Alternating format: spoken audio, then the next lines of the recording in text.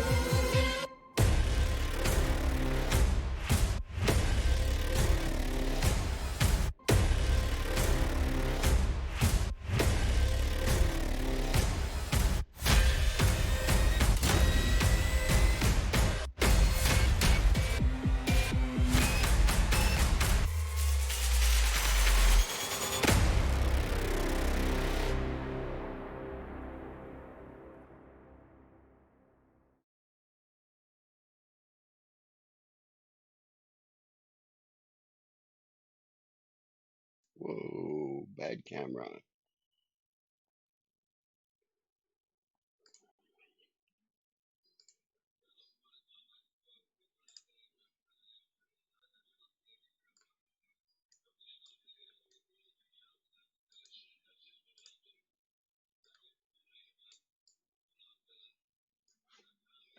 Wow, is it ever dark on my face? I should have checked this before I came in.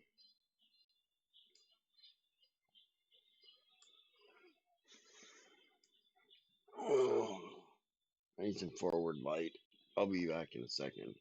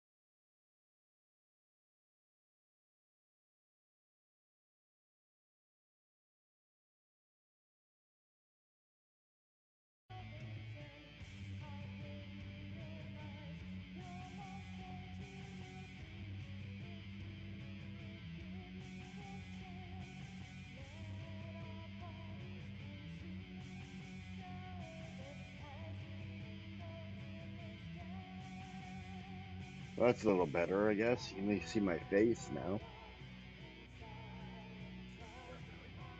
No, can you turn that down? No, no, just the light on the bottom. The power switch. Turn it down. Thank you. That's perfect. Thank you. Okay.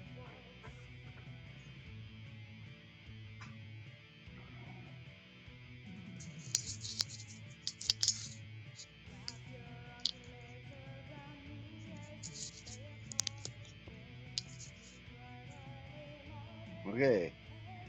So how is everyone? Sorry about the late start. I had some lighting issues.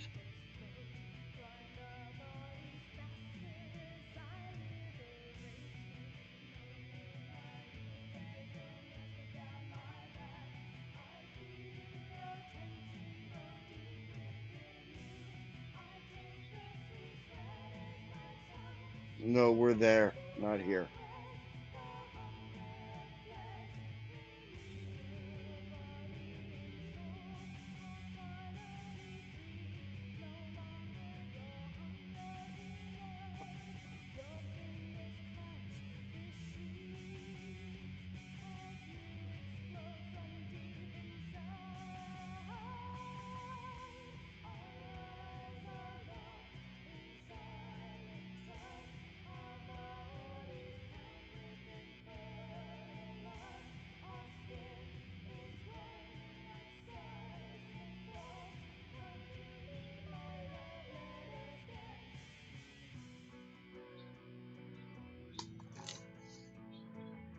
You don't hear any music there, Siobhan?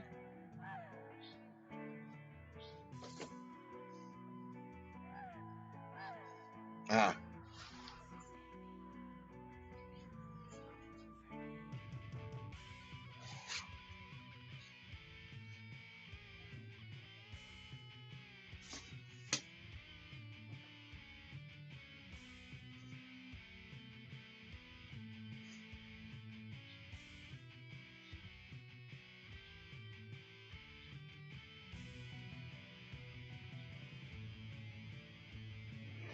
So as I say, how is everyone today?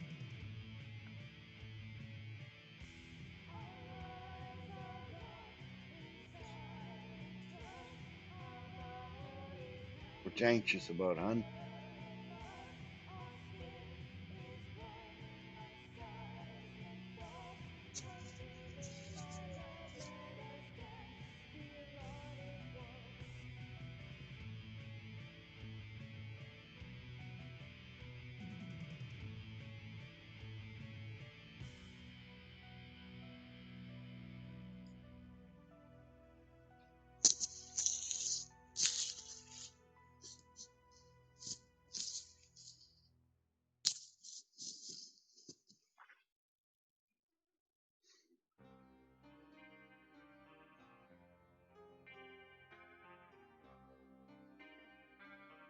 You're good? You're productive, Natalia? Okay, that's great.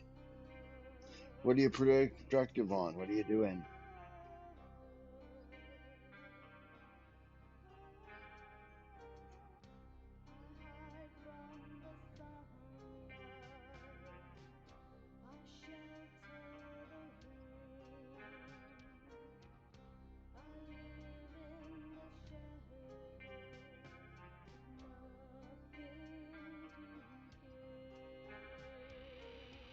Ah,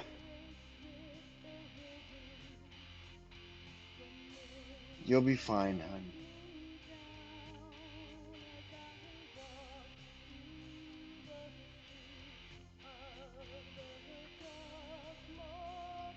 Look, if you need to vent, just come talk to me after work or whatever.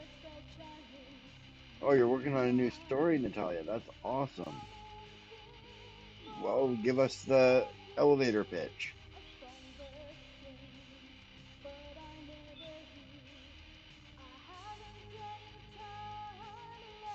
Yeah,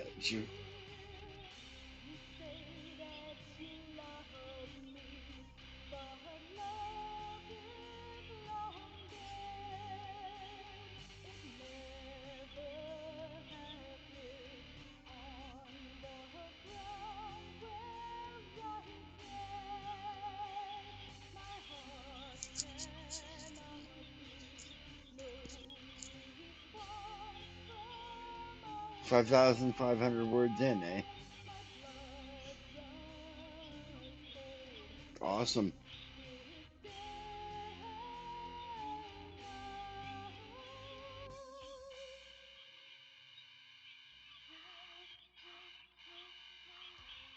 Oh yeah, tech issues last night. I went to bed before your stream ended. I'm sorry.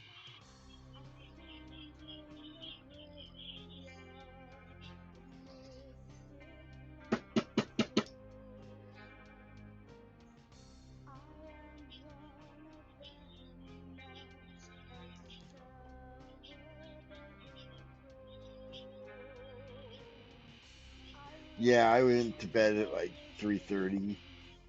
The I'm night sorry. drags me down as I walk through the streets of Ecuador's morbid town. The spiny wind makes me numb. Forever I've waited for your peace to come, like a mouse with naught but crumbs to this starvation. I must succumb. You say that you love me, but Oh love Jesus! You is had to long reboot, dead. or it just didn't You work. They had to get another one today. never have lived on the ground where I tread. My heart cannot give no response from above. My blood runs cold from this dead Oh,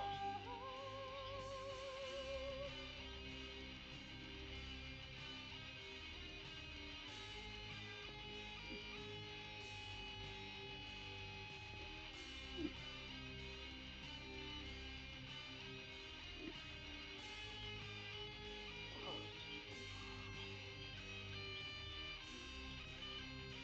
that really bites. I had a minute and a half lag last night streaming, so I quit. I rated Davina and then I quit.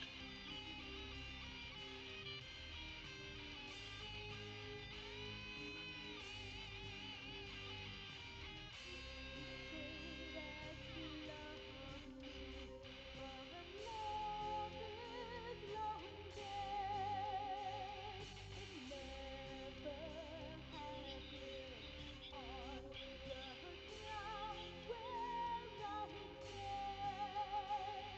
My heart cannot give no response from above. My blood runs cold from this dead love.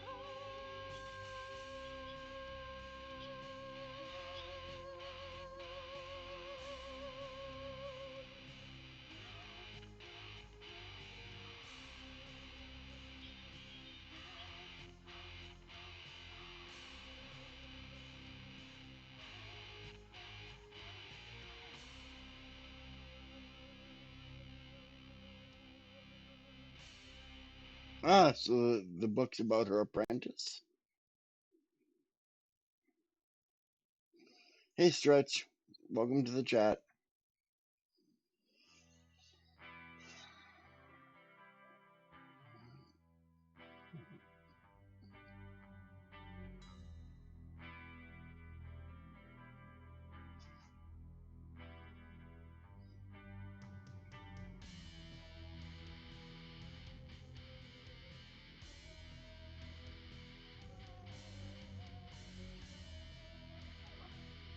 This is my favorite Gallows Hill song. Looking at you, dark in sunlight, as Morpheus is Have I ever heard hastening of the Noun by. Project? No, I have not. What is that? Felt so alone as I do now, as the wind blows cold. I called to you, but you turned away. I could never find the right words to say. A freezing rain falls from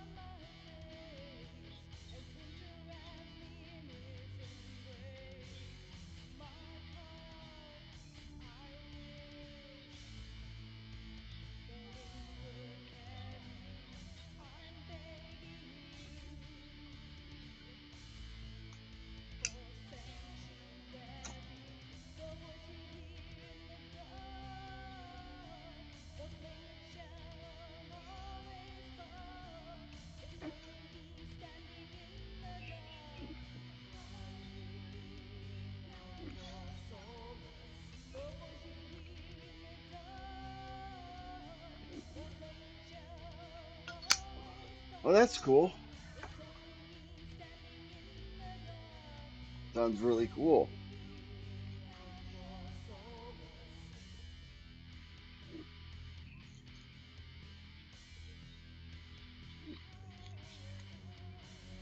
Hearing the waves crash around me, the chilling fighting air surrounds me. If you ever need me, you'll know where I'll be, waiting here in misery. I pray my words are not in vain, cannot drown in the pouring rain. The voice you hear in the dark, the Nice. flame Post it in Sables too. shall always spark. It's only me standing in the Are you in dark, Sables Discord? crying out for solace. The voice you hear in the dark, the flame shall always spark.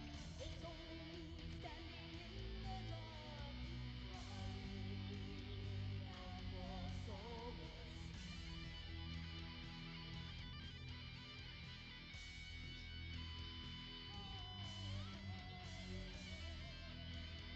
Okay, that's great.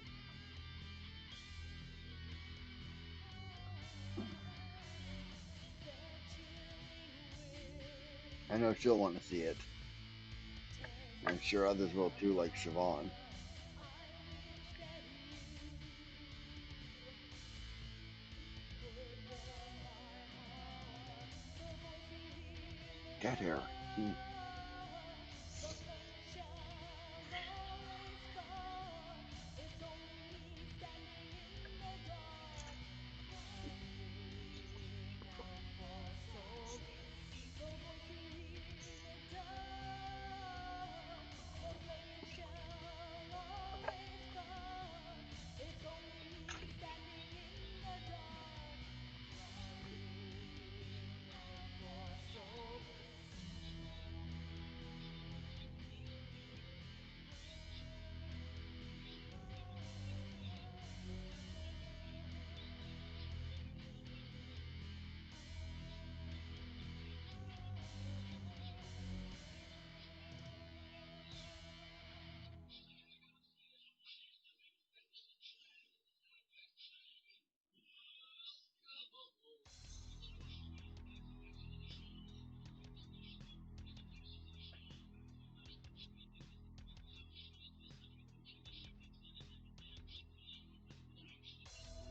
Okay, I've Nat. Cat's got to take waited priority. so long, That's perfect, but Stretch. slowly I feel no pain.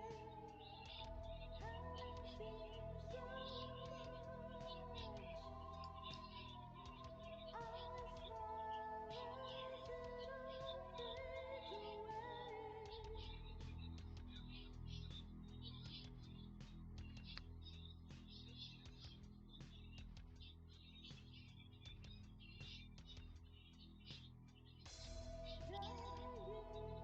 Dying alone, I can now hear you calling me.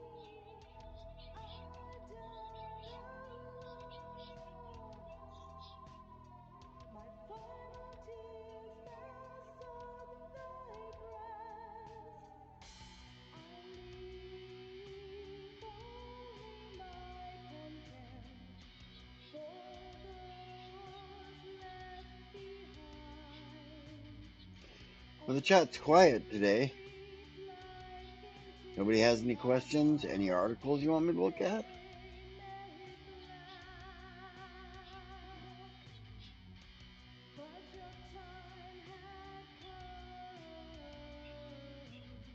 The only comfort that I had was that upon my passing,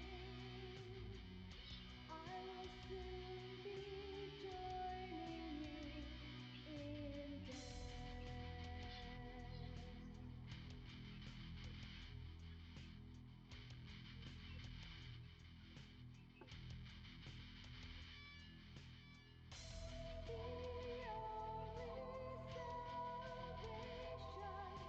Oh, that's cool, Siobhan.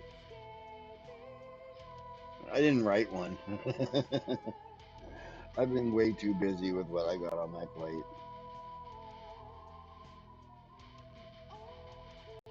Intro fiction and hover text. Okay.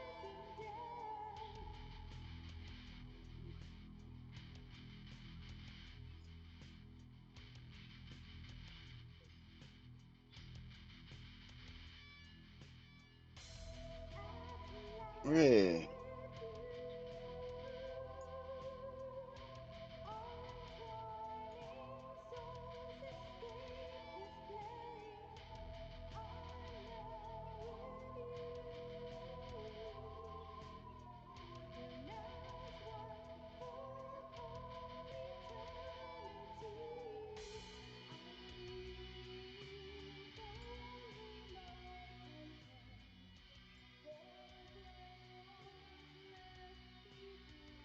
Yeah, I've got too much to do to actually write an article on of that magnitude.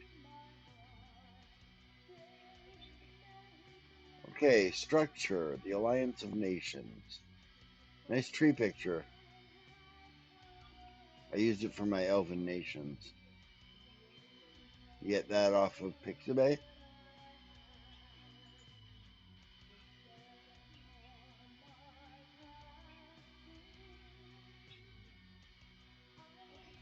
Post it up, Gamstars. I'll look at it after we look at this one.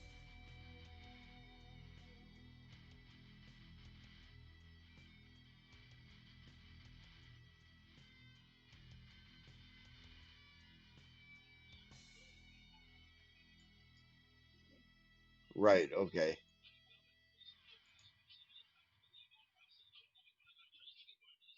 Might not be the same picture then, but I've got one very similar to it.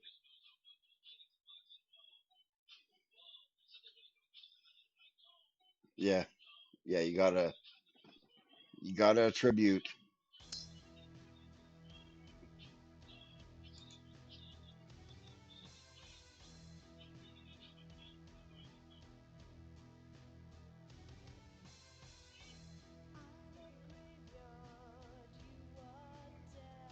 Uh, the title's a little hard to read,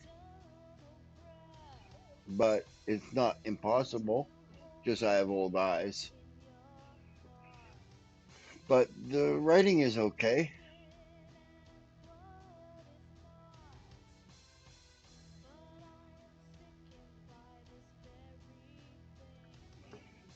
Okay, back to the Alliance of Nations.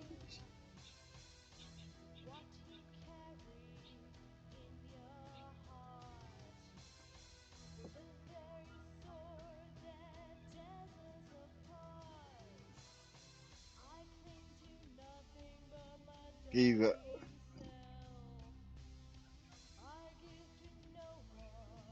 yeah, I hear ya.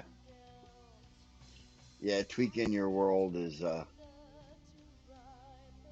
yeah. Okay, back to the Alliance of Nations.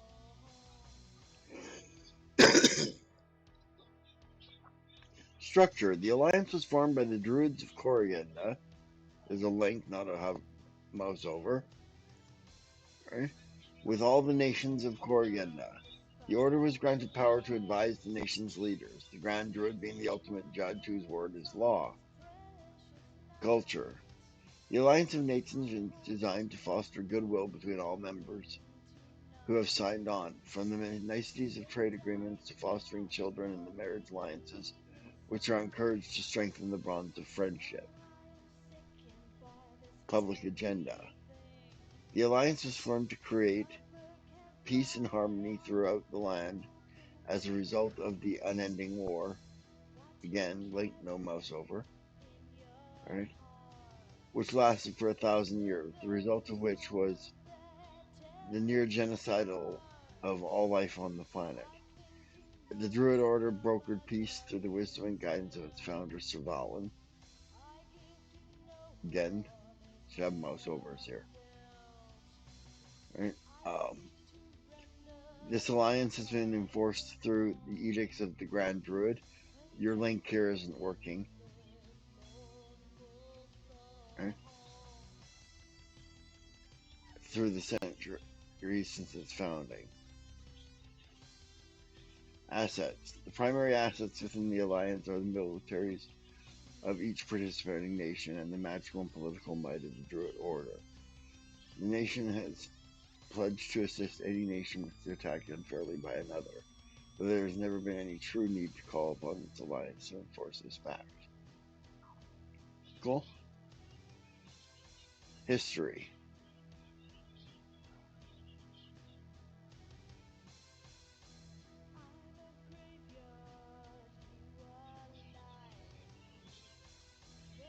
With the creation of the Druid Order and its drawing of members to the most of the nations, a ceasefire was achieved and then eventually a fully realized peace between the nations. Though there have been minor wars since its founding, these wars have never lasted longer than 3 years, with the Order usually being the ones to step in and call the conflict. Over the years, the Order held firm to the purpose of the founding. Over the last 300 years, it has begun to slip in its purpose. With Veldar in charge of the Order and his continuing use of the potion which reverses the aging process, he has slowly begun going insane. He and the Order have become more and more power hungry. These actions have caused some of the nations within the Alliance to consider pulling out and barring the Druids from their borders. Cool.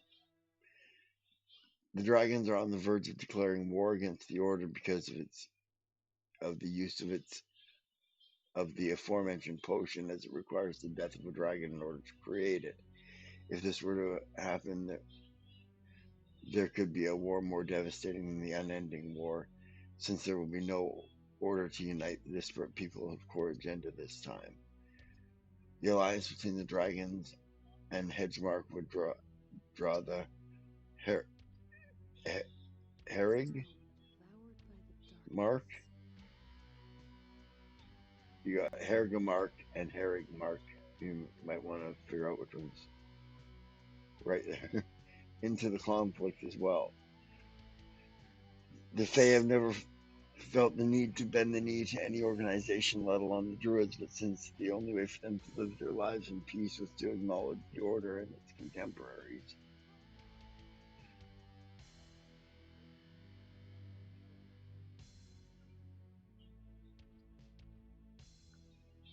You need some commas in here. That's what the problem is.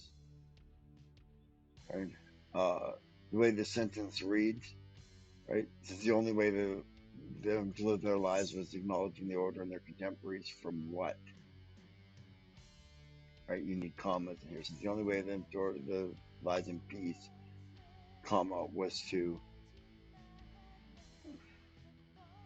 right? But since the only way for them to order their lives in peace was to acknowledge the Order, I think it's a comma. Talk to Sable. She'll tell you how to organize that paragraph, that sentence, so it doesn't sound like that. It might be a semicolon somewhere in there too.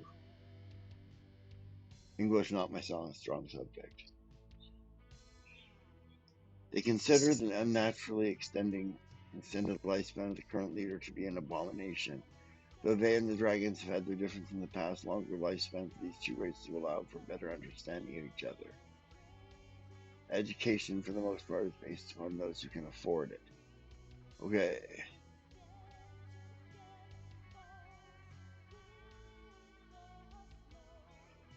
I think you've got the wrong type of government here. A plutocracy is a government by the rich, right? Basically, what they've got in the United States at the moment is a plutocracy.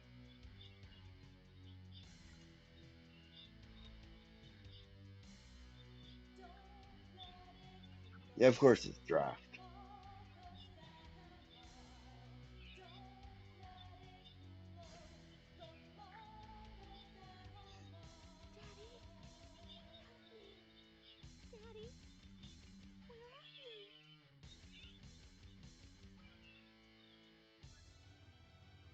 Yeah.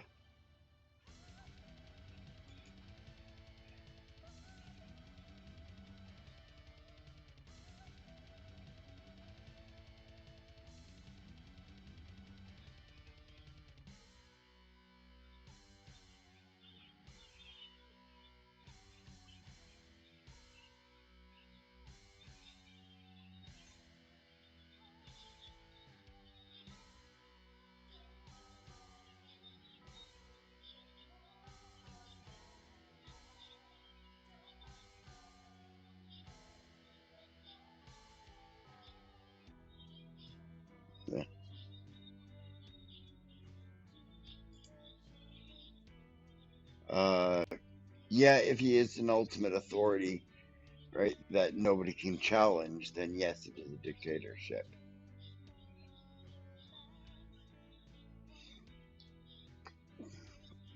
If, on the other hand, it is a government by basically lawyers, is more or less what you've got in there, right? And I don't know what it's called. Let me look that up.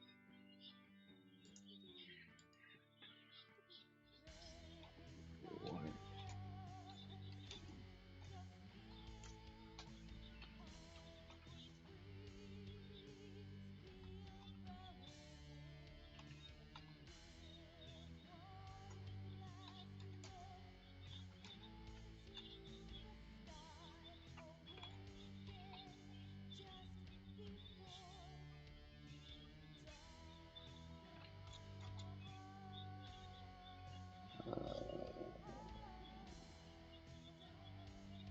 No, there is no such thing. Huh. It could be a theocracy too, as Moonflower says. Yes, they are uh, druids. The druids are supposed to be a meritocracy in your world.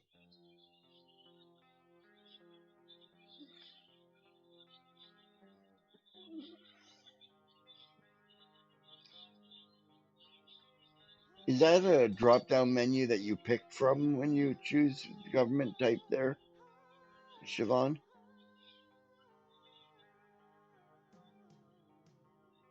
Right, that's the one that I was looking for, Kritarchy.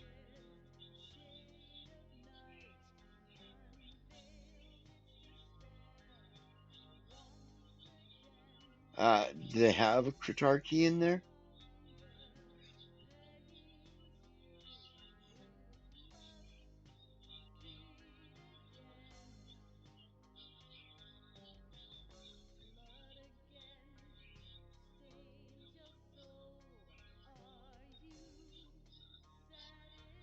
You updated it?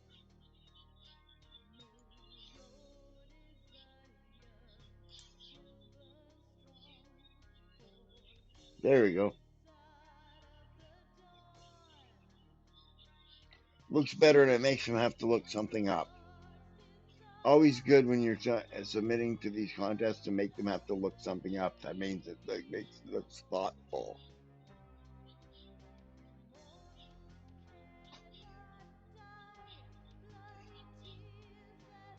Looks like you thought it out a lot more.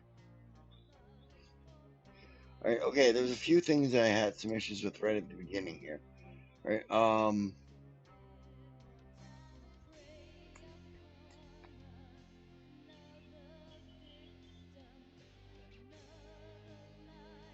okay, uh, is if their power is to advise the nation's leaders, right? How is it that they have become a critocracy? That the Grand Druid being the ultimate judge whose word is law,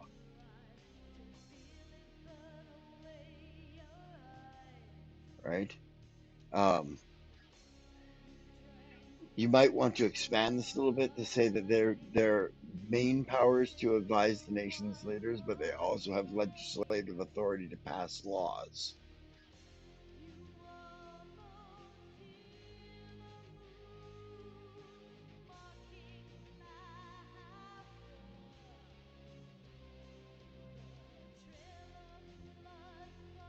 Oh, that helped. Yes. Thanks, Moonflower.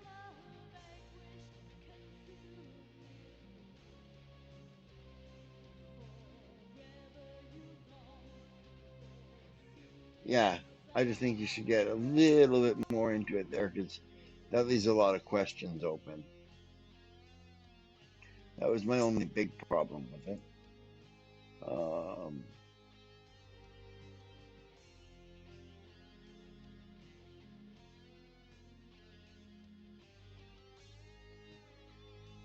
all right.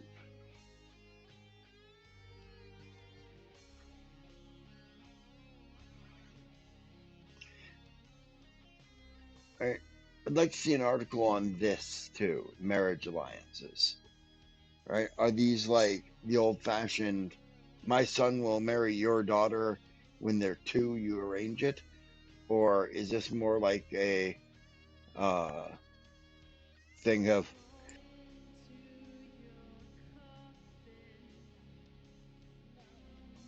Crawling to your coffin, slumber is your escape. excuse me, No more right? will Almost blew my brains out there. Wow. on a grave. All right. One heart's Is this more like an desire alliance of things like, I want you to go over to the dragons and marry somebody from their clan, you know, where you got a little choice or anything? and not Right? I'd love to see an article on that butterflies, connected to this, leaves that wish to fly.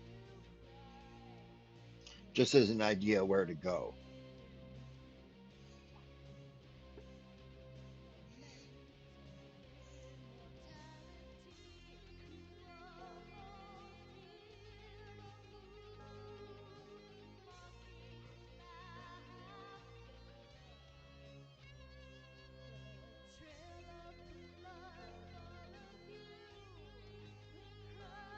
Thank you, Natalia. Good health to you too. Wherever you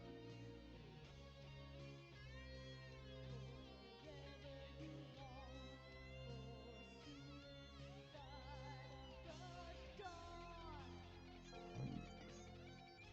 for suicide of the dawn.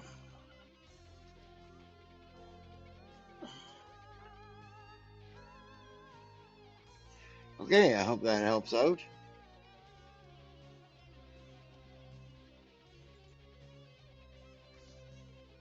All right. Good article. I enjoyed it. All right.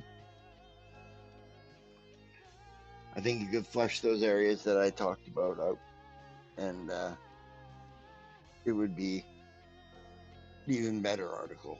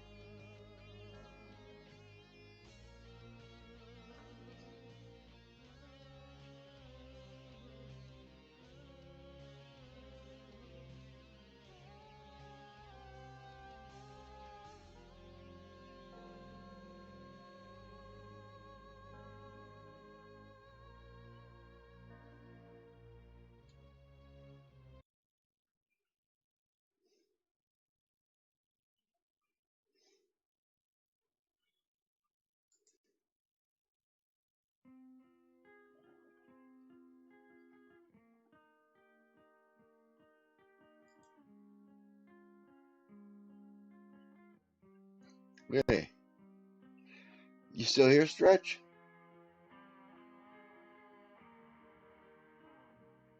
Been quiet for a while.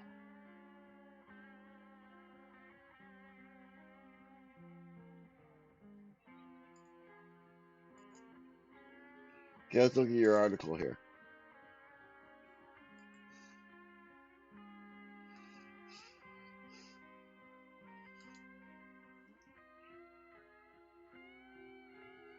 Okay, I'll reload it.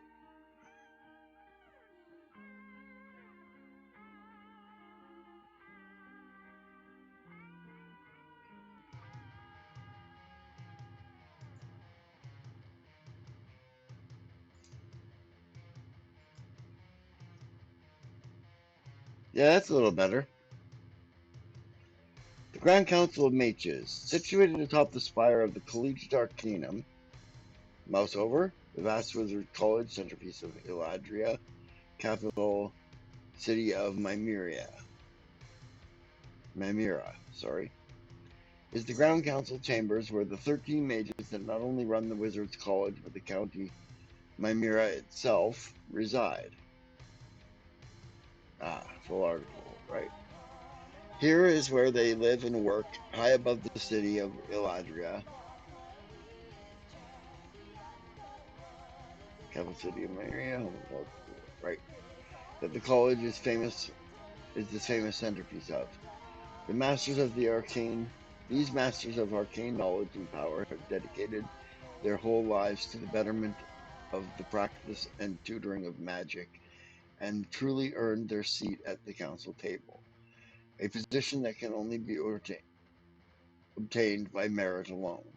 Each member must undergo many trials to even be considered for a place to ensure they are fit for the task, with an emphasis on leading by example.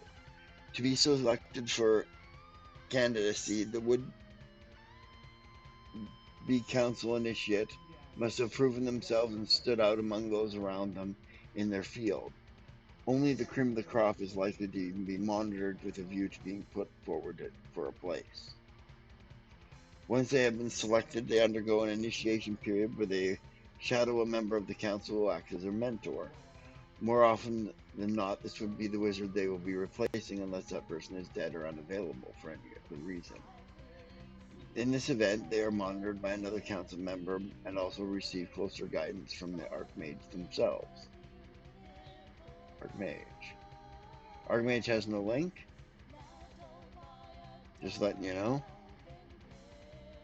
Well, after a period of at least 1 month, they are then assessed, and if they have proven themselves worthy of a ceremony, worthy, comma, a ceremony is held in their honor where they are granted the rank of full council member and their seat at the grand table. They are then given their set of the Grand Council robes and their Grand Arcane Tome. Ooh. Grand Arcane Tome. This large leather-bound magic tome is given to a Grand Council Mages member as they take their seat at the table. This contains all the collected arcane knowledge pertaining to their particular school of magic. Any mage granted one of these is to ensure it is kept safe, as it is no mere book by any means. This is passed on to the replacement in the event of either their death or they step down from the council for any reason. Contained within this book are the powerful, top-tier arcane spells that only the most skilled wizards can cast. The knowledge locked within inside its writings is not only to be guarded lest it fall into the wrong hands. I think you got this backwards here. The most skilled wizards can cast, because if it's only the most skilled wizard can cast it, then likely it's the person who has the book can't cast it. They're not the most skilled wizard. And the knowledge locked inside the writings is only to be guarded lest it fall into the wrong hands. No S there. S on the end of wizards. But treated with the utmost caution. Otherwise, any misuse could lead to some quite dire circumstance indeed. After all, nobody wants to inadvertently call down a meteor or summon some demonic entity in the middle of the city. Yes, very good. All right, okay. So this is in the Grand Arcane Tome article. In this area, skilled wizards can cast, and this area, lest it falls into the wrong hands.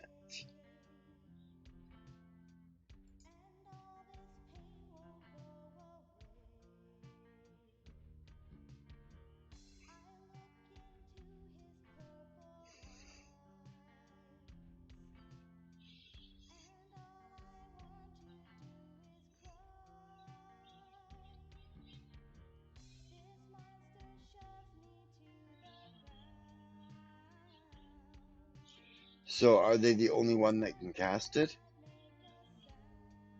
Right? If they are, then they don't have to guard the book too seriously, just against destruction.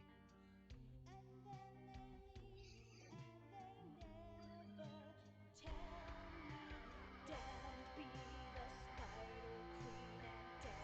be her lie. Her greatest joy and pleasures be innocence Why are we cry. listening to this song? My only wish right now is to spit upon Las Vegas. I renounce the life and the We Spider haven't listened to everything else, have we? Queen's No. other malice.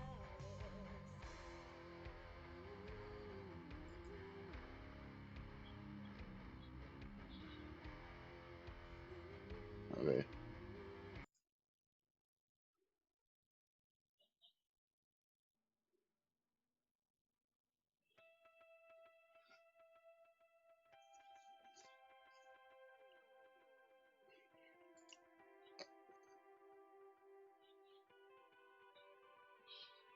Yeah, of course it is. I'm just saying, right? If other people can't cast them, you should note that in there somewhere, right? You know, looking at it from a gameplay point of view, if it is restricted to only that wizard who can cast them, it makes people less likely to want to steal the book, i.e., PCs, right? And less likely that you'll ever have to come up with something of what those spells are, right? Because if you put it in the game, sooner or later the PCs will want it,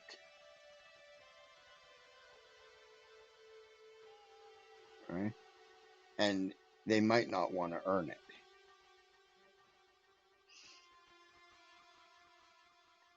I recognize this is sort of an end game for your game world, right?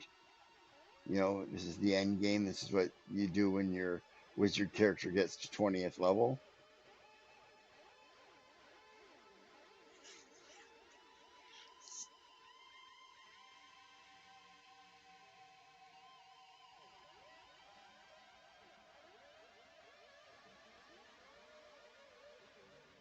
Yeah,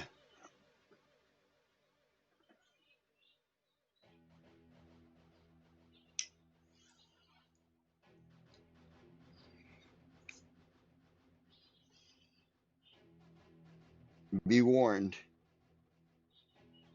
You may be going, you can't do that, or railroading them off the track because they might want it.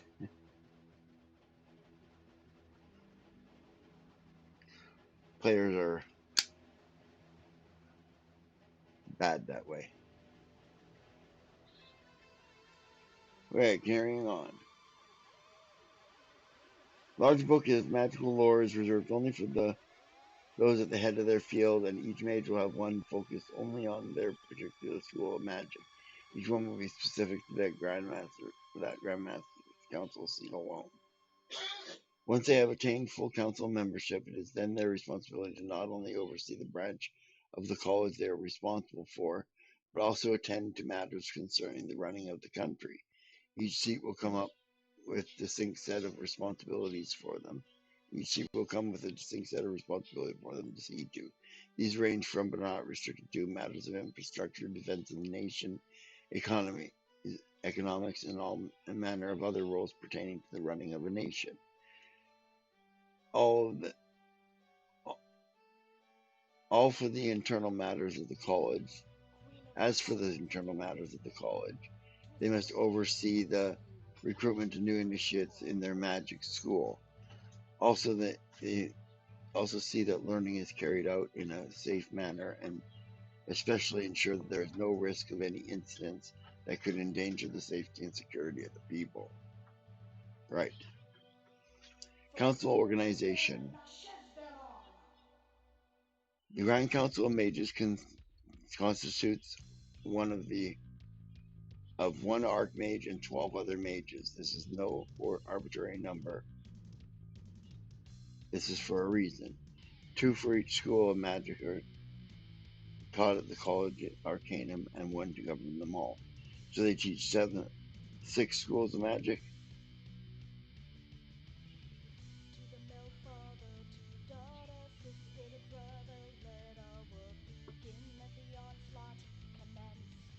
for the will of the spider goddess.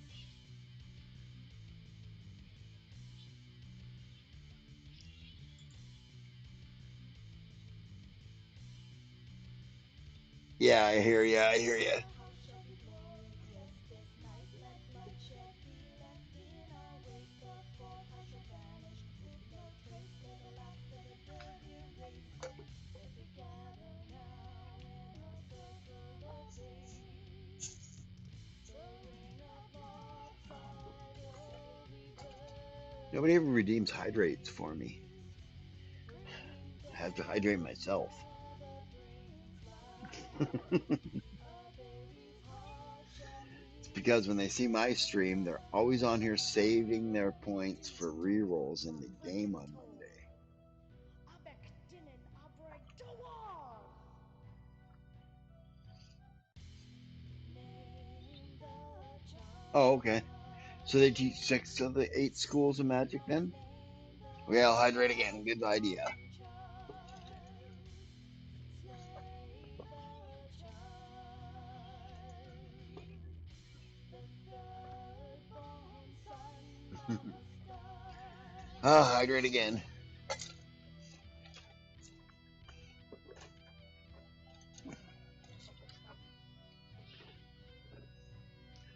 Gonna have to have an I must go pee stream. Yeah, my posture sucks. I always tell you that. I checked. Yep, still sucks.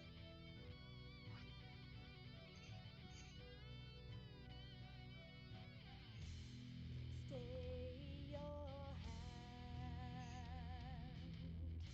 Now welcome Oh your yeah, okay. newborn brother. Finish the deed. Kill every last of your child. What place is this that is So not somebody who mine? uses divine magic What could dark become the corridor archmage. is my spirit embodied? In light I see my skin is black. In darkness it glows white. In the heat of this rage I cannot dismiss.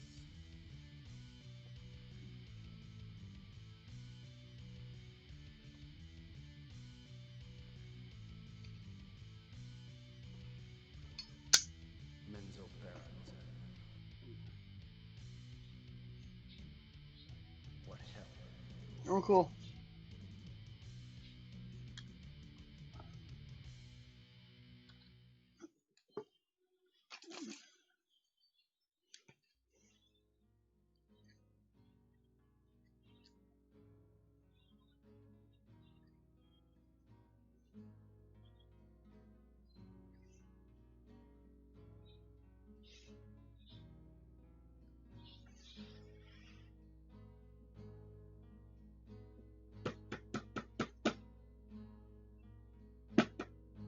In this veil of darkness and the shade of unending night, I am a weapon of the shadows, a tool of malice's might. But in the hell of mental Berenson, nothing is what it seems, and the screams of dying children sear my soul and shatter my dreams. What dark coil has my Oh yeah, okay. spirit embodied? Here in this black endless hell, trapped in the cycle of rage and overrated. My blood and my soul I must sell. Down be the spider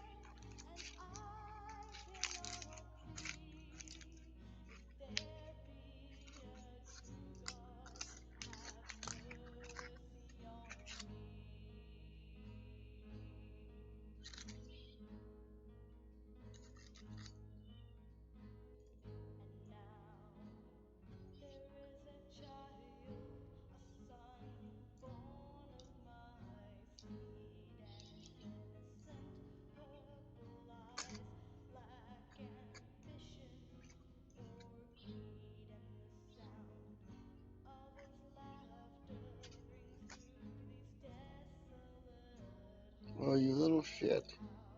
How can I protect him when our destiny Hey! Hey! calls? Are She's there in there love peeing. that so sweet and so pure before love's poison spreads? Can he stand tall against a venomous breeze? Would he be better off dead? Damned be the Spider Queen, and damned be her lies. Would that the light never fade from his eyes. But I know my people and the depths of their sins. If there be a true God, please watch over him.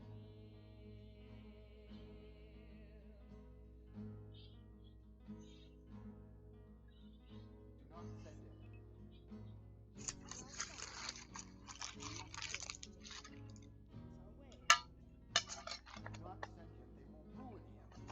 Already Grist is more skilled than half those in the academy. Allow me 2 more years and I will make him the finest swordsman in all of Menzoberran. He goes. There is more to the making of a drow warrior than skill with weapons. Grist has other lessons he must learn. Lessons in treachery. Watch your tongue, Zachnathian. I fight with passion. That is why I win. Your son too fights with passion. Do not let the conforming ways of the academy take that from him.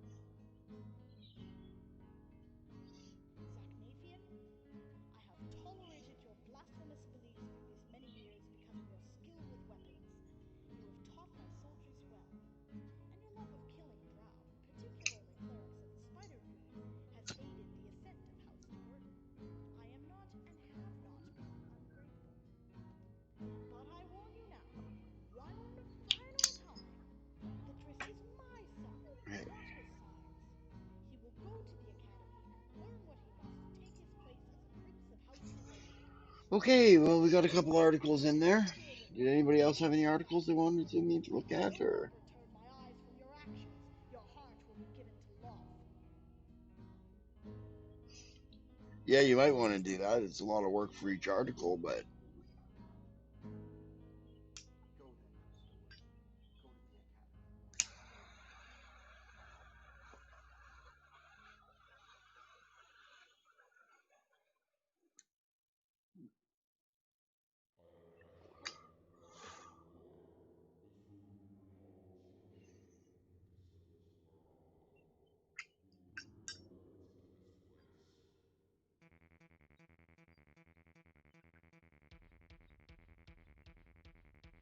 Go to the academy. I am Patrick, the master warrior. This room will bring all destruction and the surface of Morocco. You will bring no weapons into this place. You are drow. You understand what this means. Do you know where you come from and the history of our people? Menzoberran is not always our home. well, then go Nor for is it. any other cavern in the Underdark.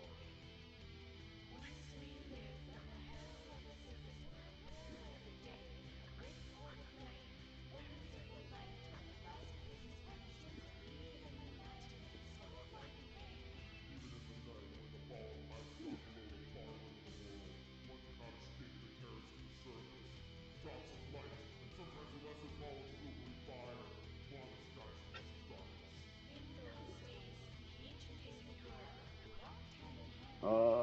I don't know.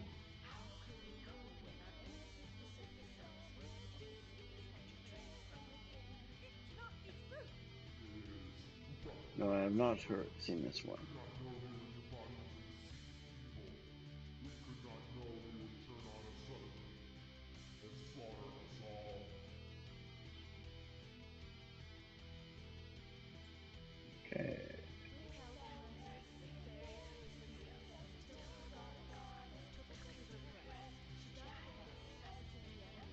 Okay,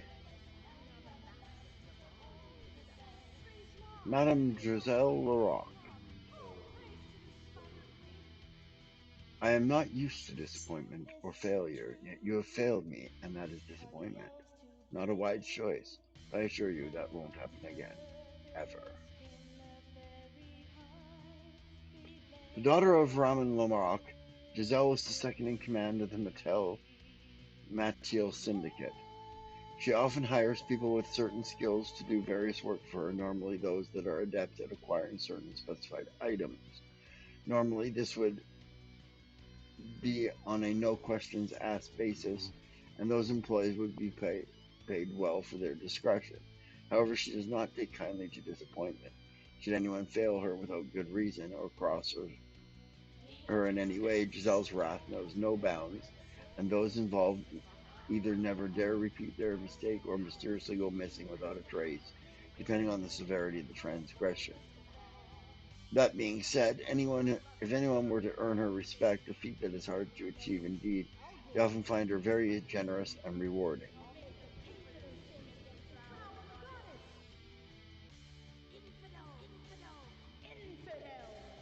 Giselle has rather unique tastes, being quite a fan of dark or unusual art and curious, so is often on the lookout for works of this kind. If she cannot purchase something she desires, other ways of obtaining it will be considered. Madame Leroc is not one to take no for an answer. What she wants, she gets. The Ice Lady.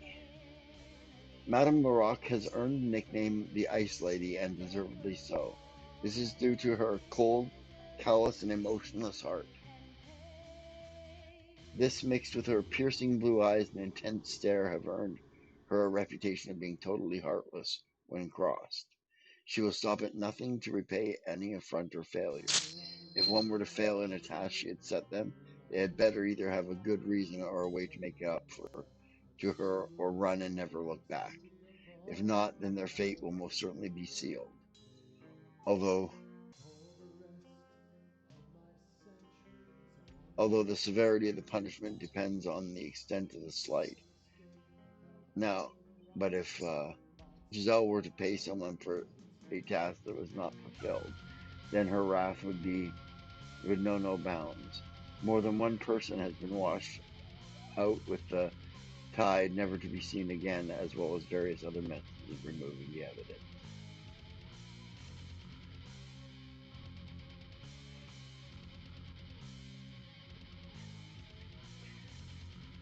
A hard-faced, serious, well-known woman with a reputation for someone not to be messed with. Tall and slender, standing about 5 feet 10 inches, long black hair, piercing blue eyes, and pale skin. Nice. Does the character profile have anything in it? Yeah, you've repeated normally a couple of times in there.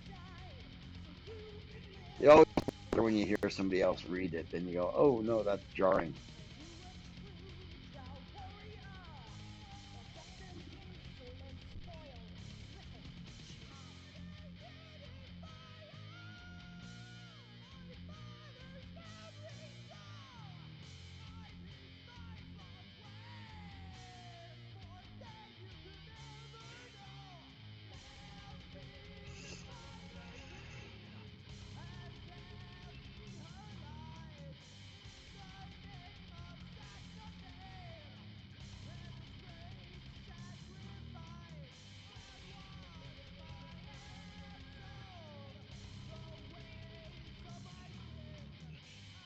Mm.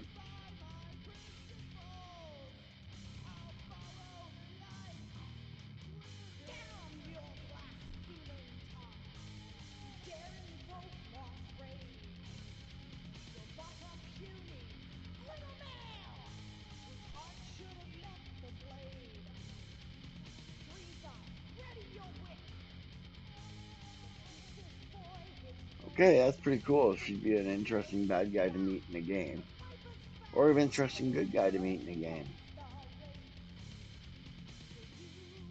It's not like she's evil or anything, so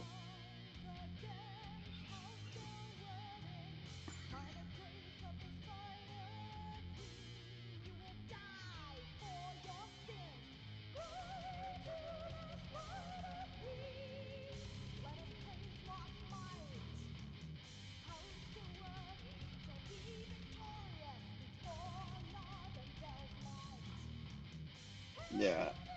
Yeah. And whether or not they.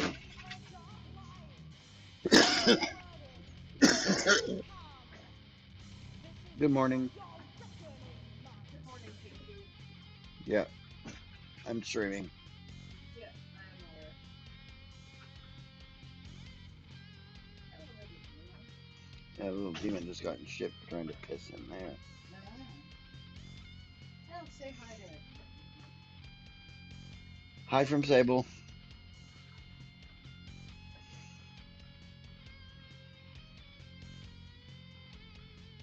Length of diplomatic connections. What do you mean by that, Macaro?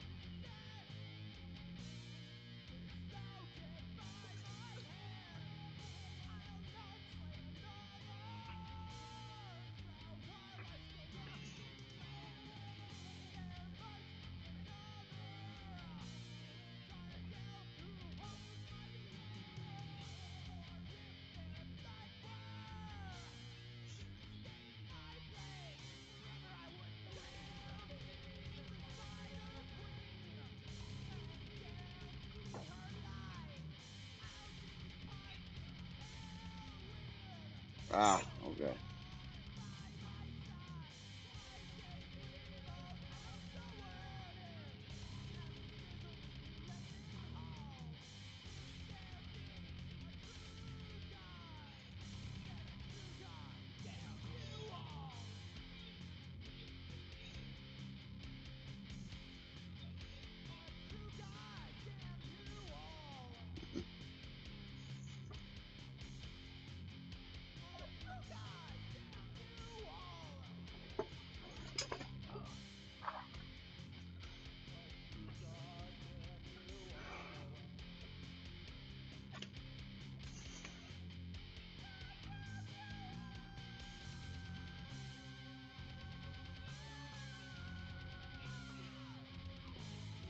That's cool.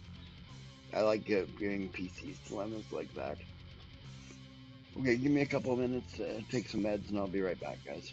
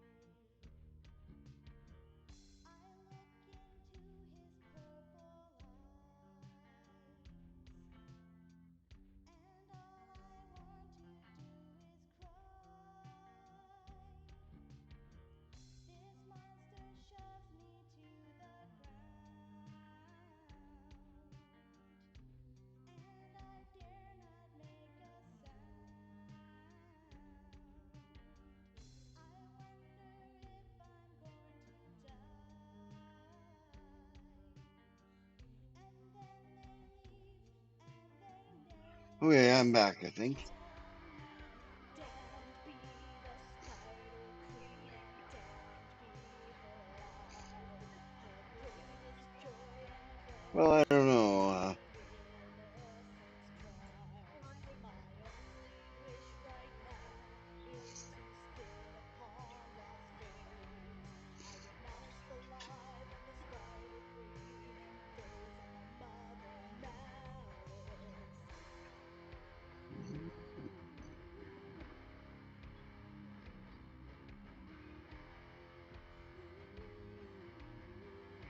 It looks like I don't need to stream again until Thursday. There's a couple of spots I could fill Thursday.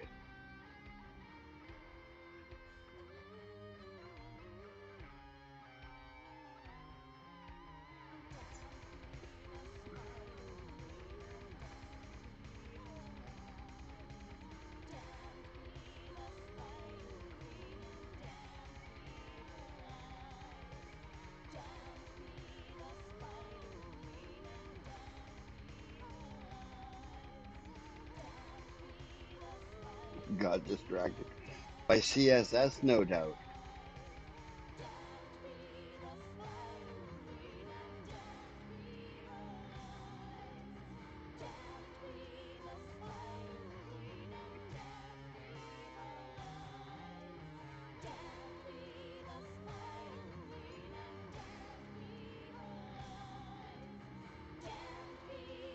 Okay.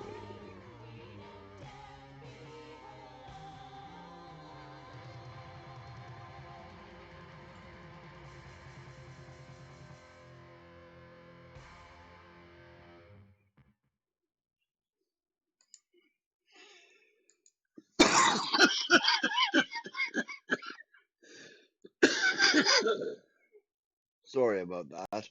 Came on all of a sudden. Oh,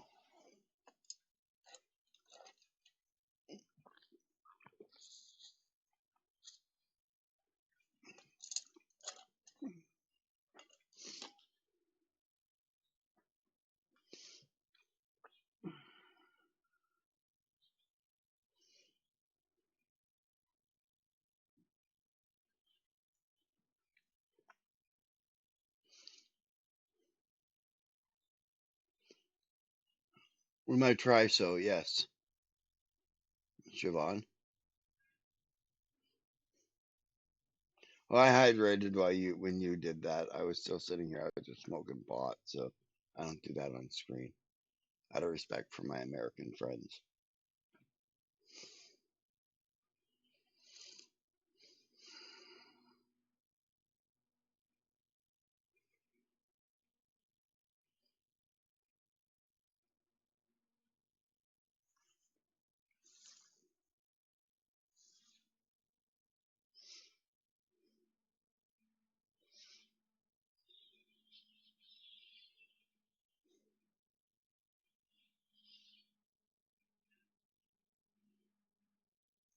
We're thinking of trying it. We got a couple people that can't be on camera because they're on satellite internet and pay for data, right? But the voice takes less data than video, right? But we'll have most people on camera if we can, yeah.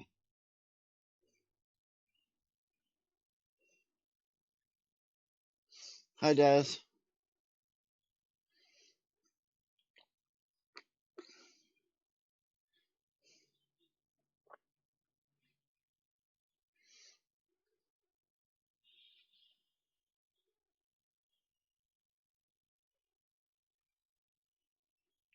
Sometime this week I have to set up a screen for it and stuff for.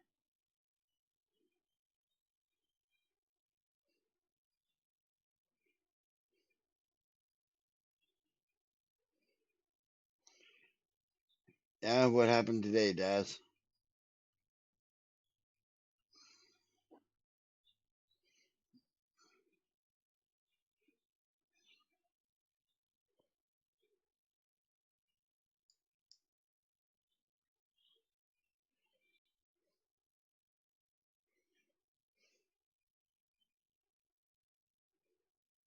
You had an appointment today. Meat sale's always good.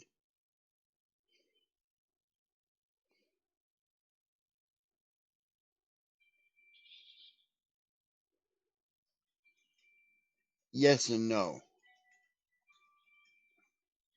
Siobhan. Yeah, I can in some ways, but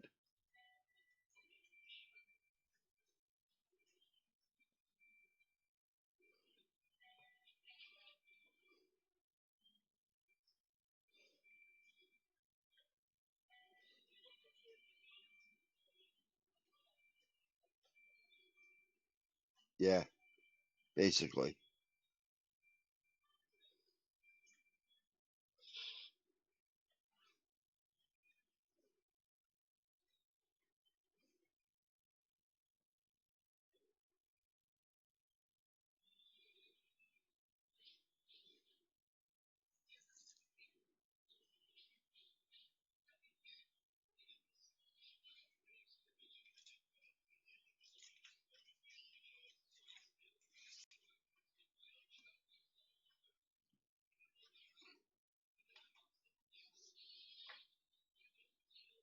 I didn't do it. Siobhan did.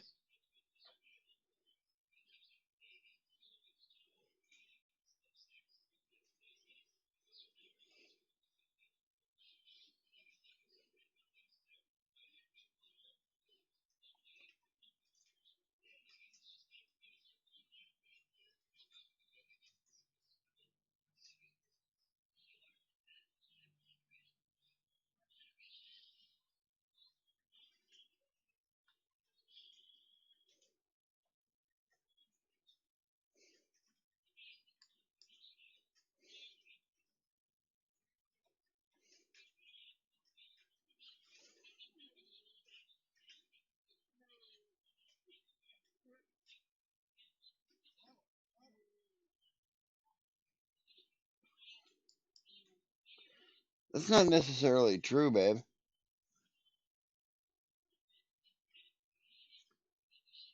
We might be able to hook both cameras to my computer.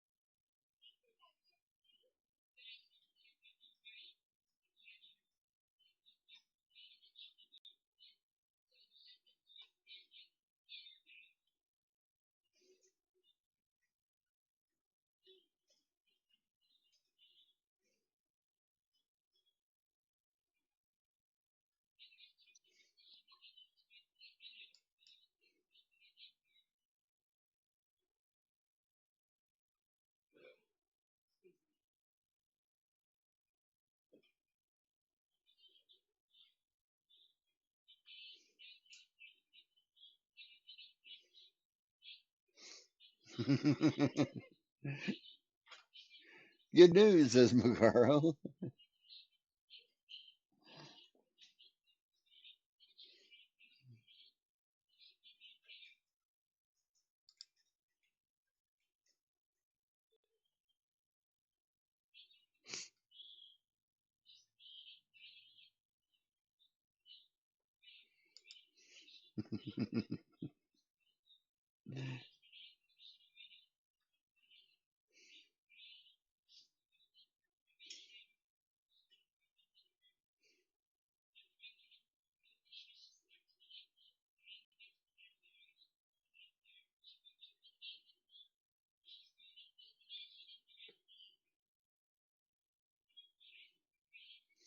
You come to spy on the undead. That's usually a bad thing to do.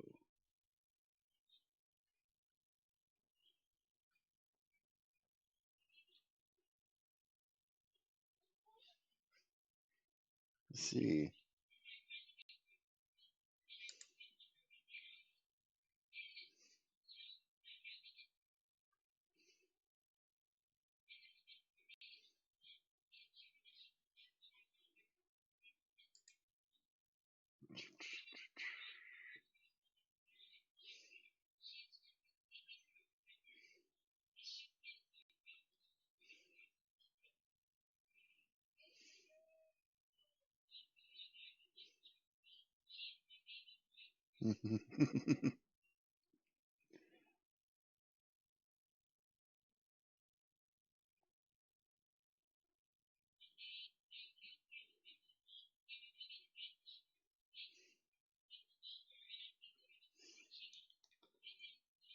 I said, Mom, we're all crazy now.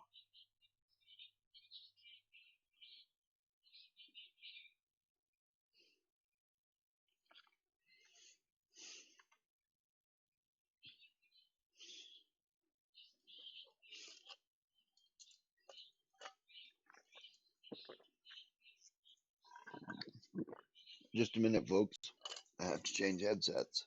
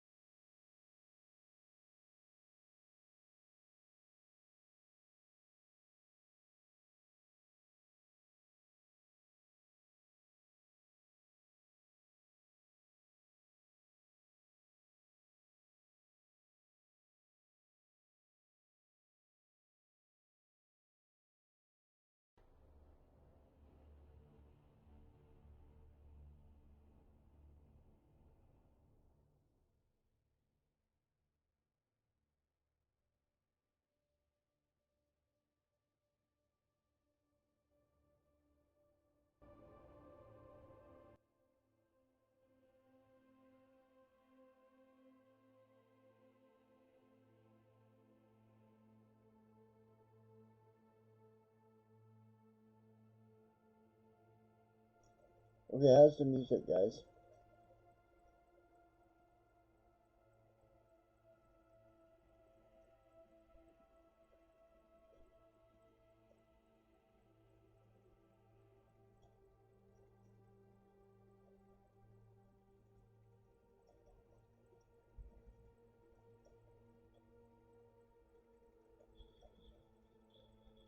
Can you not hear it, or is my voice all distorted or something?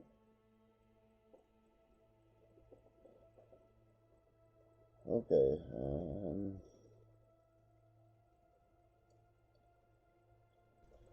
how's that? Can you hear that?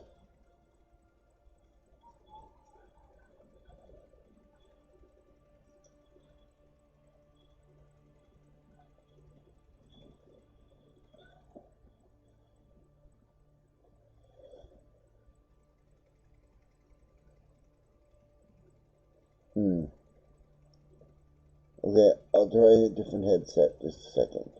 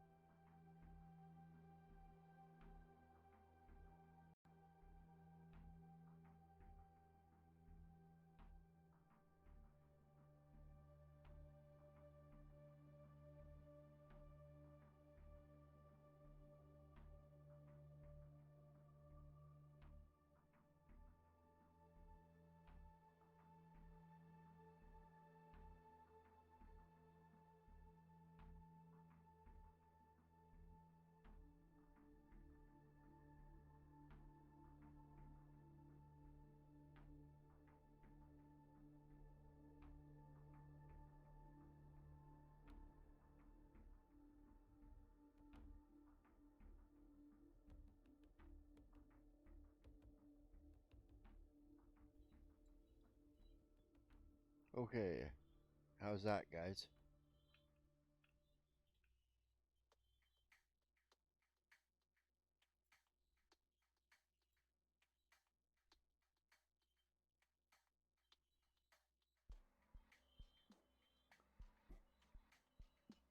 Okay, how's that? Better?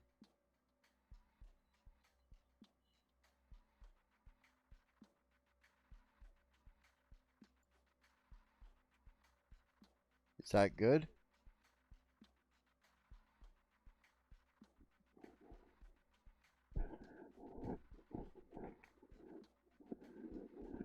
Okay.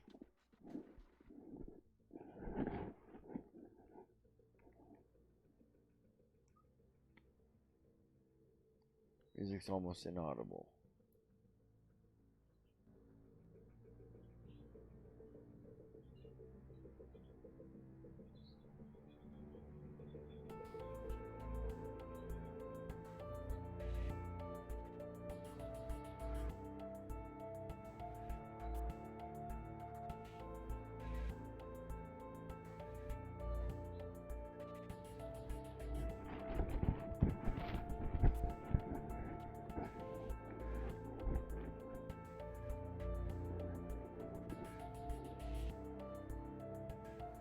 Okay.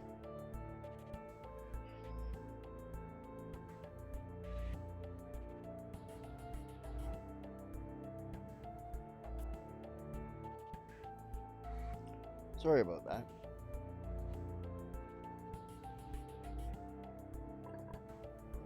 Problem. Sable, my love.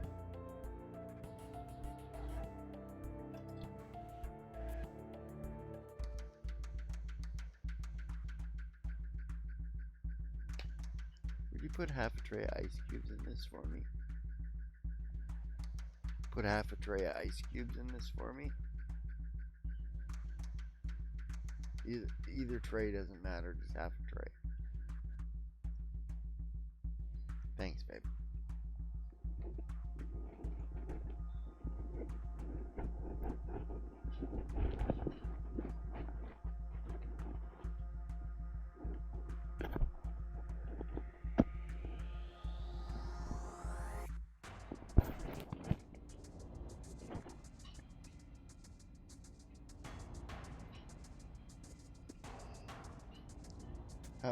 How long do you want it to be?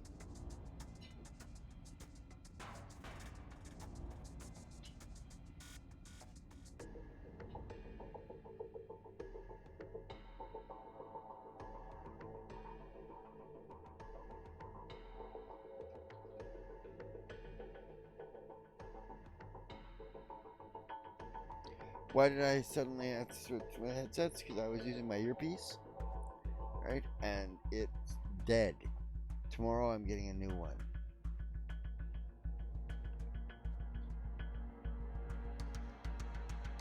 I have another one that I got on Wish for like 12 bucks. And it's really good, lasts a long time, but you can't hear over the speaker except on the phone. This one there. No. My earpiece headset that I had. Thanks.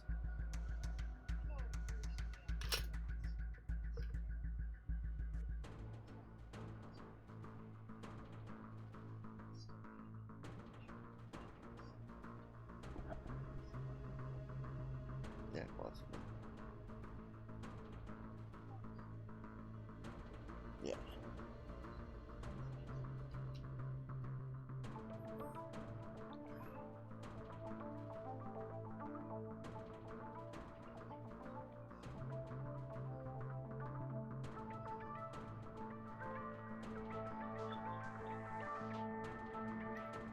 Just getting my hydration together. I ran out of hydrate.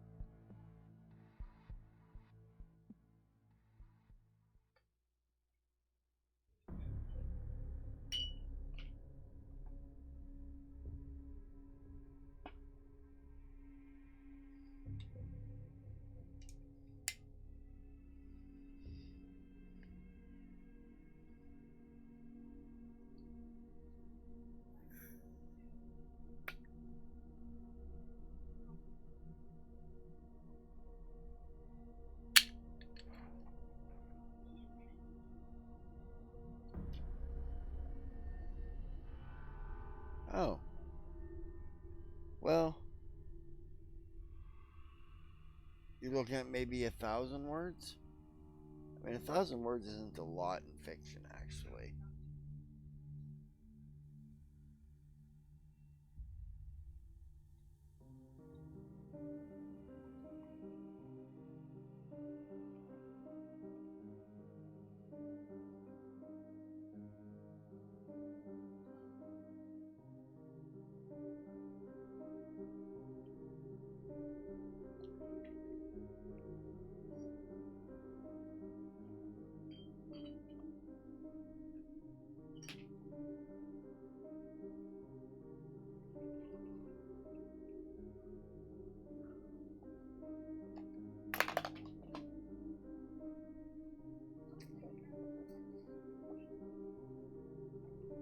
A little.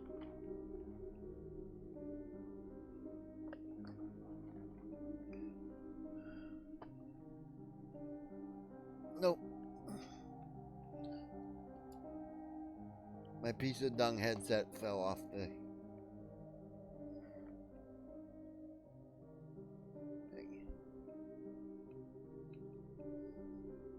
Ah, okay. First 200 here. Let's see, this is to try and set the paranoid mood, eh? Okay.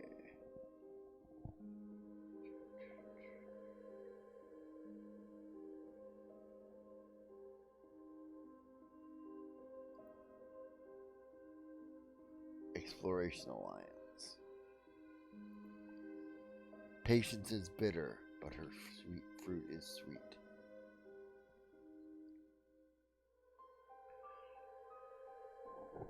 Out of a side door came a woman in a gray cloak, wearing a black ball mask made of metal. Wearing a black ball mask made from metal. Below it, thick black cotton bordered with cheap lace. Aside from the lace, only a small diamond shape decorated the mask. Her right eye shone bright green, which some would recognize as typical cheap contacts worn by those trying to resemble the upper class within a budget. Her left she kept closed as she moved on.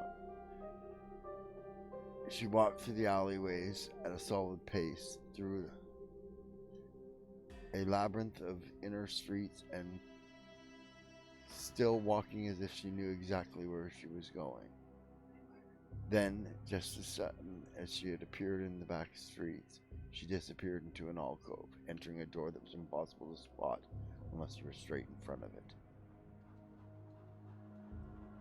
She closed her right eye and opened her left, allowing it instantly to adjust to the bright lights inside. A red-eyed butler greeted her wearing a similar double mask, his entirely silver, and 2 crossed daggers as his sole decoration. She nodded to him. Daggers are cheap, but good knives. But a good knife is priceless. He smiled and responded, "A cloak is more valuable when dyed properly." Isabel Patient Latimer. Ah, that's neat.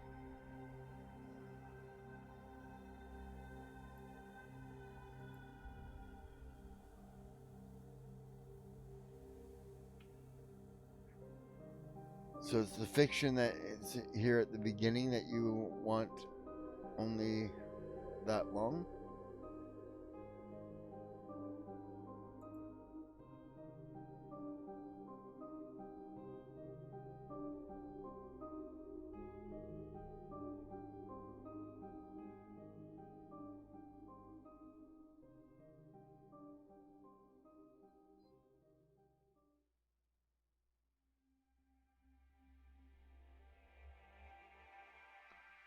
You got a lot of words left to go. I'll show you an article that has about, I think it's 1,300 words in it. Right?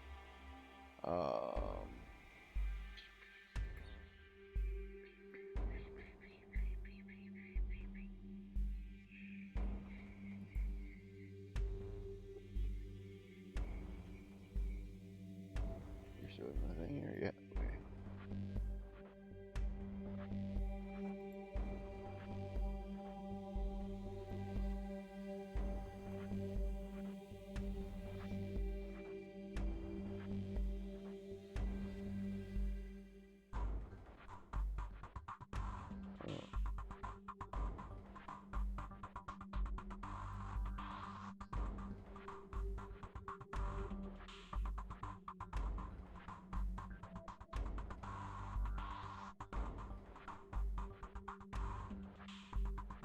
just recently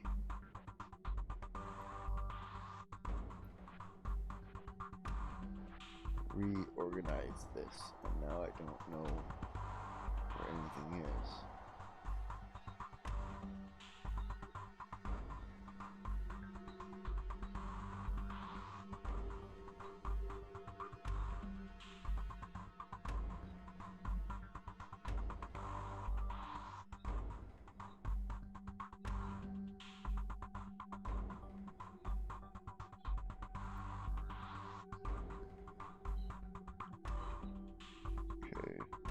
I don't remember what category it's under. Shit. This is bloody annoying, babe.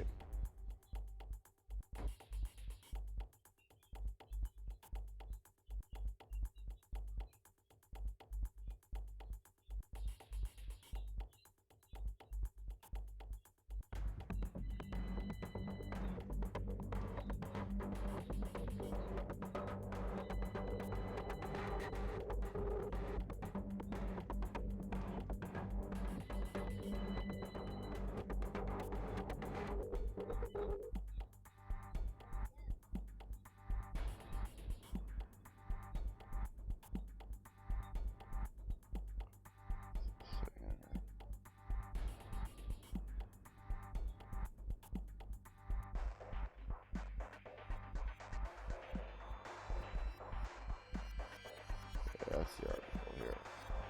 Didn't know where to find it, but this Introduction to Goblins article that you can see here on my screen is 1,300 words.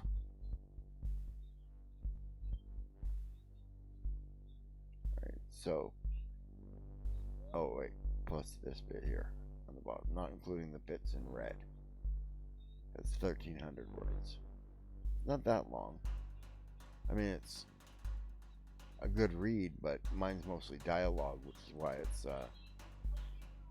so chopped up like that.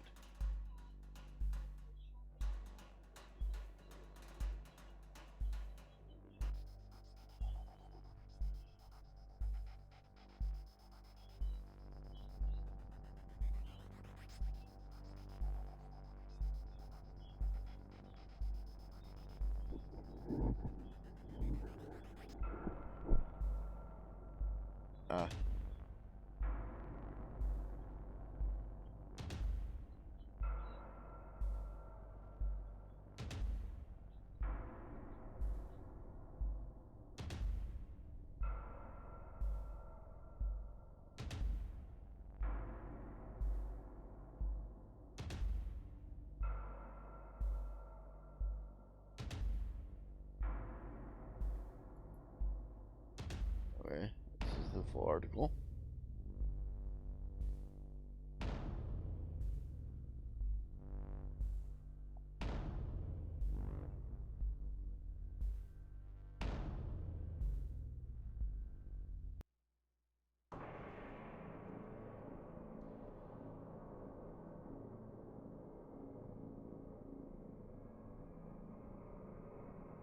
My only concern is this is a fairly long article.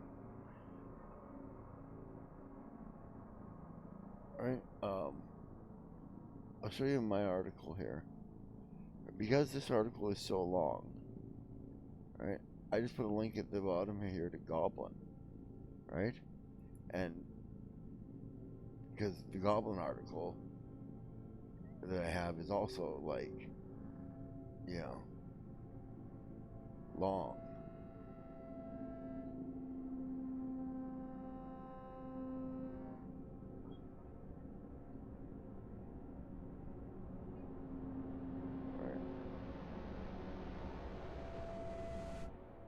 It's a long article, so I didn't want to put it all into one thing here.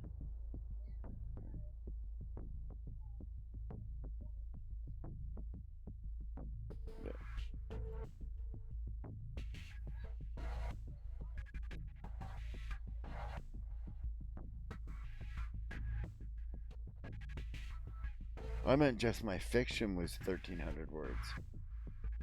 You saying that little part at the beginning is 1,300 words? No, I don't think so.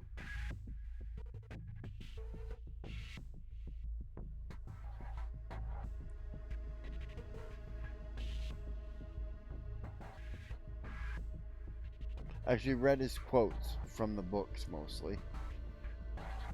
Right? I'll post a link to it here in the chat.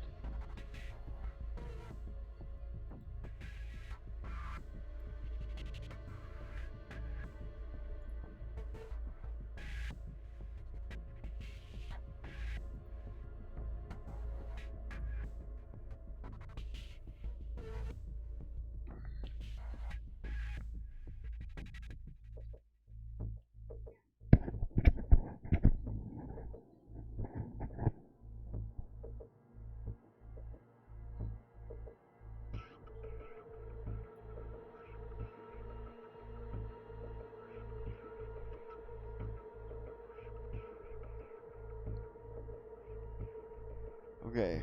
Yeah. Another 400, 600 to the fiction should be just about fine. And do you think you can do it with what you want to get across in the words you have?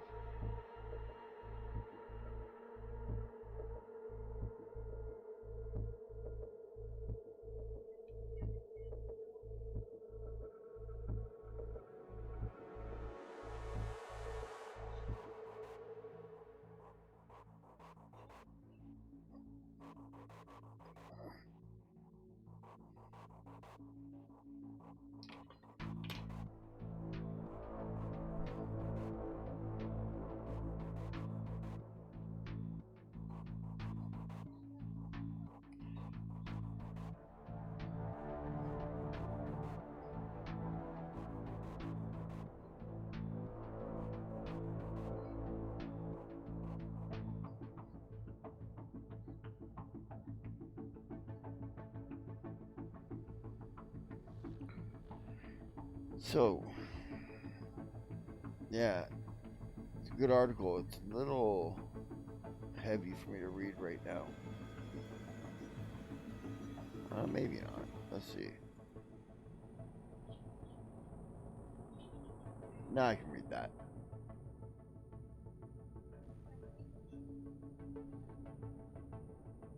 Okay, so I read the fiction to you already with more proper quotations and stuff in it.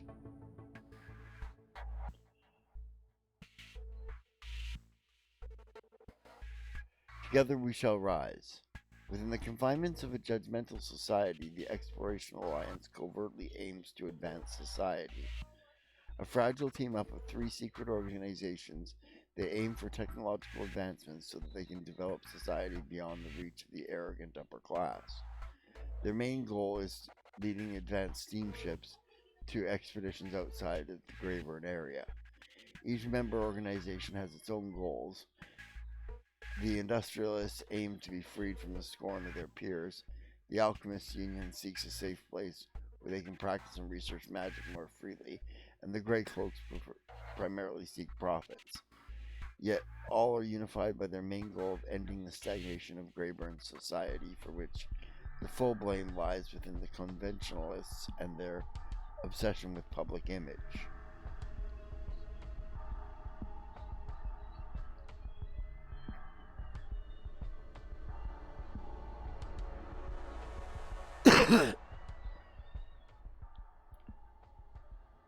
Structure. Like its member organizations, the Alliance avoids a clear hierarchy, employing clusters instead. In the city and town where they operate, only a few individuals of each organization are familiar with the other Alliance members, and will occasionally meet to exchange resources and information. Lower ranked individuals may only vaguely be aware of the other organizations. The exception to this is when the 2 Alliance bases, Green Bay and the exception to this are the 2 Alliance bases, Green Bay and the Lonely Isle. There all work together, though the higher-ups remain masked. Right? Culture. Secrecy remains a must in the Alliance, making disguising oneself very important to all members. Members will wear near-identical masks and clothing, with only small marks to differentiate between each other. The masks are a combination of stiffened linen for top part and cotton for the bottom part. And meetings will follow strict procedures with key phrases and special signals to verify membership. Voice changers are often used to disguise one's voice, again meant to help prevent identifying an attendant. If anyone were ever to be caught, the others should be mostly safe and have time to get to safety.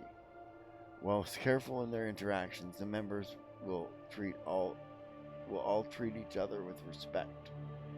Each group has aspects that the other groups admire, all in serving society as well as their own survival. Disagreements are debated fairly, and even when outvoted, no rancor will remain. Okay?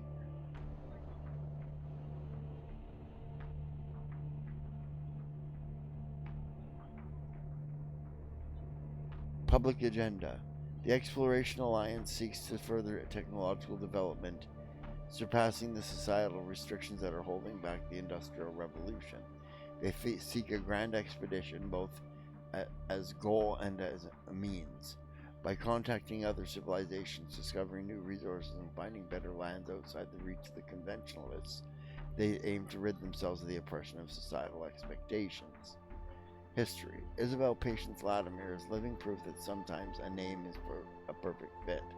As she grew up, she realized society was stagnating in her, and that saying so would only get in her way. Instead, she kept her eyes and ears open and started plotting. Her younger brother, Emmett Pleasant Latimer, was more vocal, but she managed to get him to be more careful so society would only frown at him and not spit him out. At age 16, she received management rights over her first factory, which she managed well while looking for loopholes she could exploit in the future. 2 years later, her brother received a factory in the far south. After a few years, the two started funneling resources into covert projects, all the while recruiting like-minded individuals and starting a subtle, cell-structured organization that would later be called the Industrialists. While unnoticed by high society, the Grey Cloaks did not miss what the two were doing. At age 22, Isabel was contacted by Agnes Amaryllis Gridley, the leader of the Grey Cloaks, who offered services and aid in return for resources and useful positions. After a few years of careful cooperation, Agnes brought Isabel in contact with several members of the Alchemist Union, which led to months of negotiation before the Exploration Alliance was formed. In the years since then, the Alliance managed to reclaim parts of the lost city of Green Bay, as well as build a base on the Lonely Isle in the far south. They tested new weaponry and other technology deep within the jungles at Deepwood Fortress. Territories. Green Bay.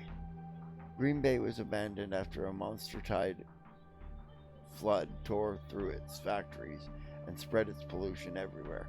Rather than rebuild the city, it was abandoned entirely until the industrialists secretly began reclaiming it. Now it hosts groups of industrialists and alchemists, and is the only shared base they have on the mainland. Lonely Isle. The Lonely Isle, located 120 miles north of central Greyburn Coast, has no settlements other than those of the Alliance. There, the Alliance has built several small factories as well as many farming grounds. The experiments with various crop rotations and food preservation are meant to help in long-term expeditions and building bases in unknown lands. Other areas. Not counted among the Alliance are Gold Rock, northern city named after the yellow shale walls home to two underground industrialist factories, and Deepwood Fortress, which are controlled by industrialists, not the Alliance. Furthermore, the conventionalists still have significant influence in those areas. Military.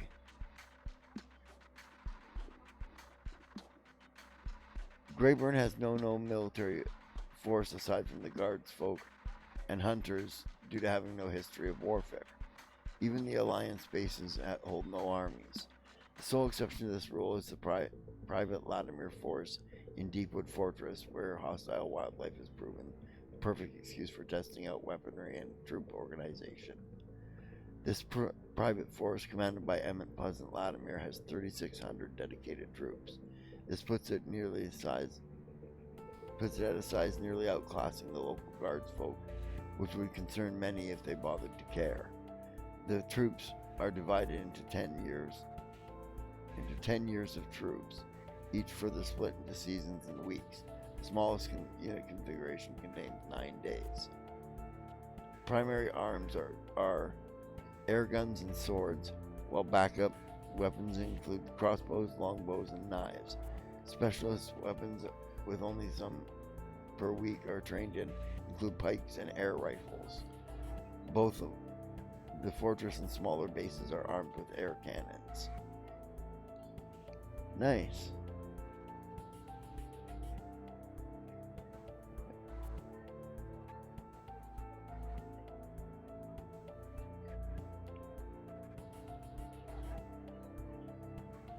Okay.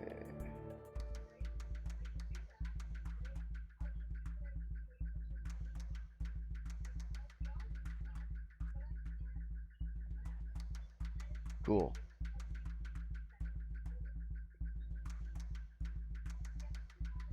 I have to ask, are you guys picking up this conversation in the background?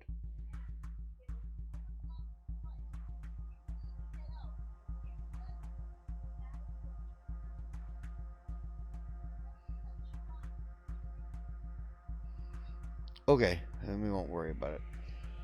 She moved anyways.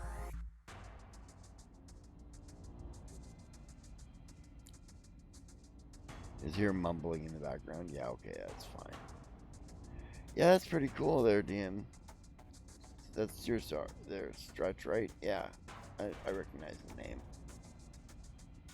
No, that's Makaro's. What am I talking about? I recognize the name.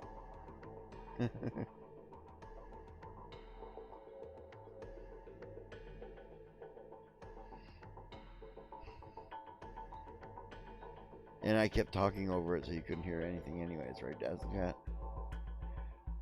I'm really glad to see you use my air rifle suggestion and air cannons there. Makaro, those are really underappreciated weapons that were available right around that time.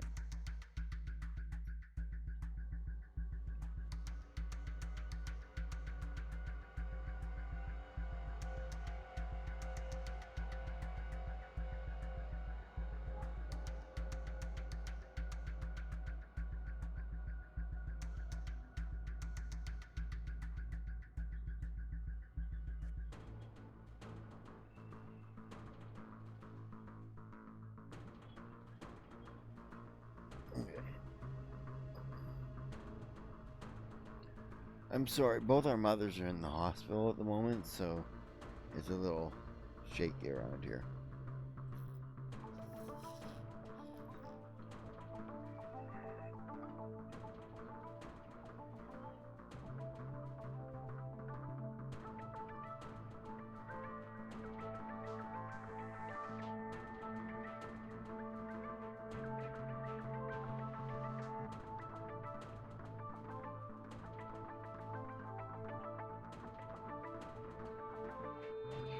Canisters capable of firing 30 rounds. Yep. Troops at 3 canisters. 4 by 20 rounds. Yep.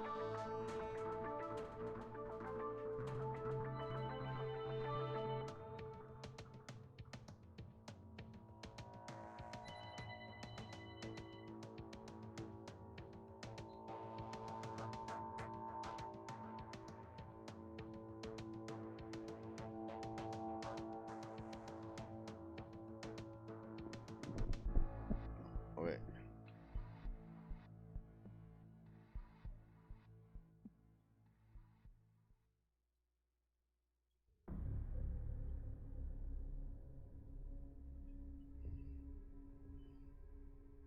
Yeah.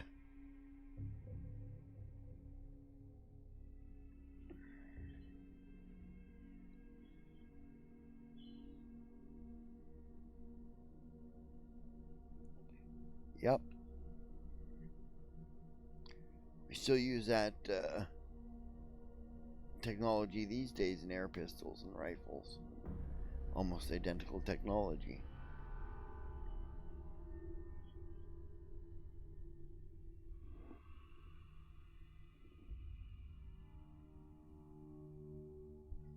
difference is now we use compressed carbon dioxide.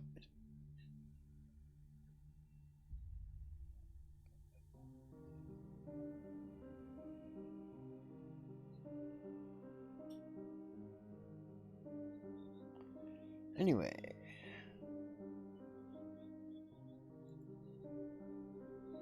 I'll go the other one. I like that one better.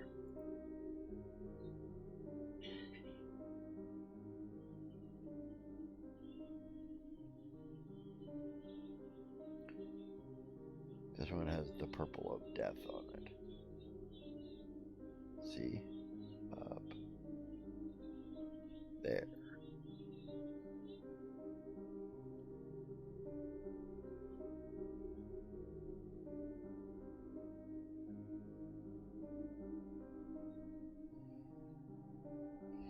Well, she's got other problems too, so there, Daz. Same thing that put my mom in there. Well, my mom, it turns out, had a stroke a week ago. We just found out about it yesterday.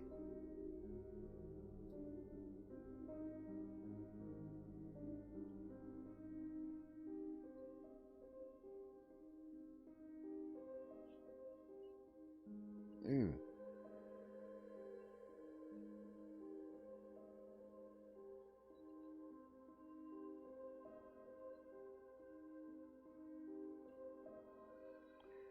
Yeah, she seems okay.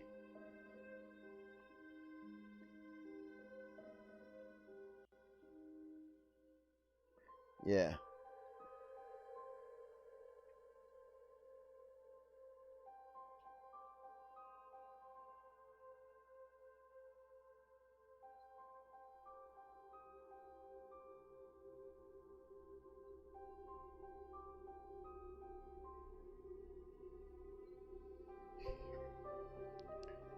Yeah.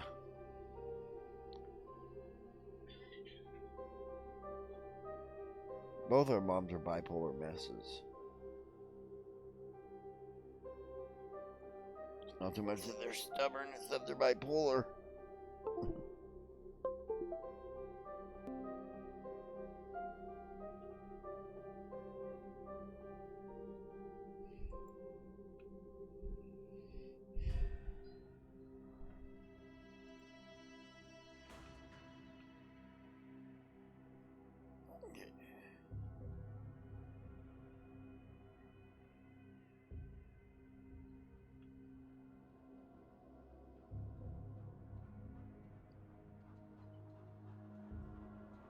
Yeah. My mom's feeling good enough to reach the 20 questions every time she calls. Where were you? None of your fucking business. How's that?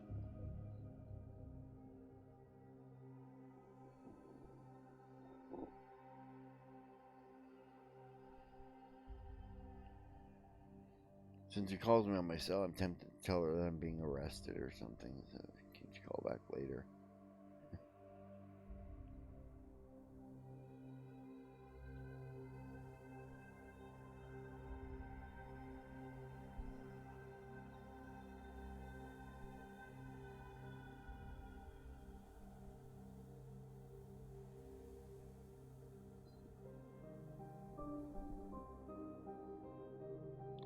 Okay, need to med up again here, so I'm gonna put you on.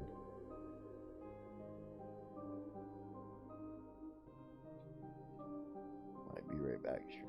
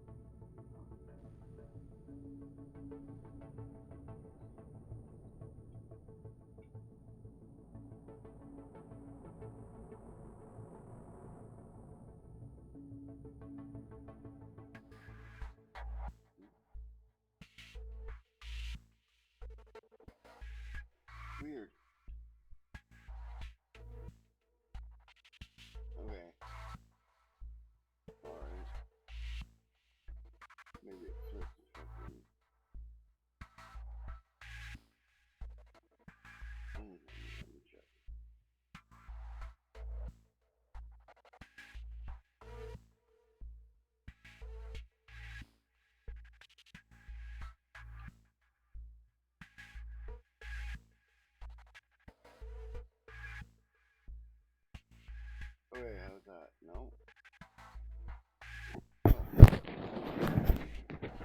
That'd probably help.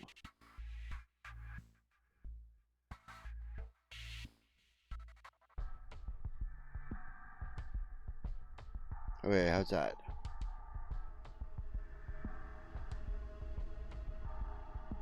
Yeah, I'm not used to this. I'm used to wearing a headset that just sits in my ear and I don't touch it.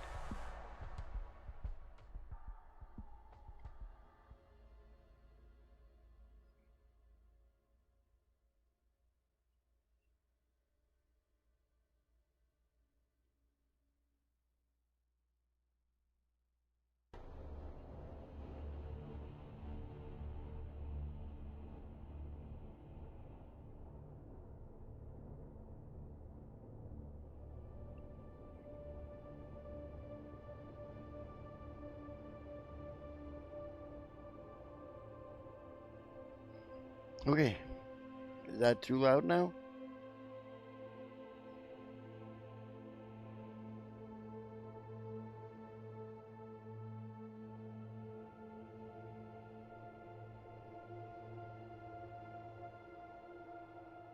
Two 256 gig sweet SSDs in it. Sweet. I got a 512 in this one.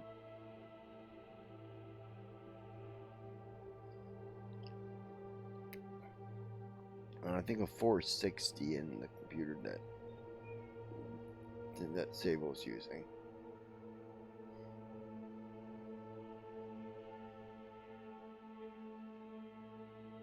Well, and a 1 terabyte Velociraptor and that one, and a 1 terabyte Velociraptor in this one.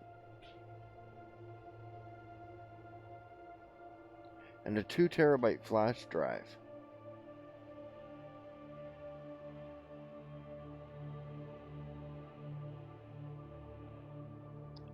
It's big.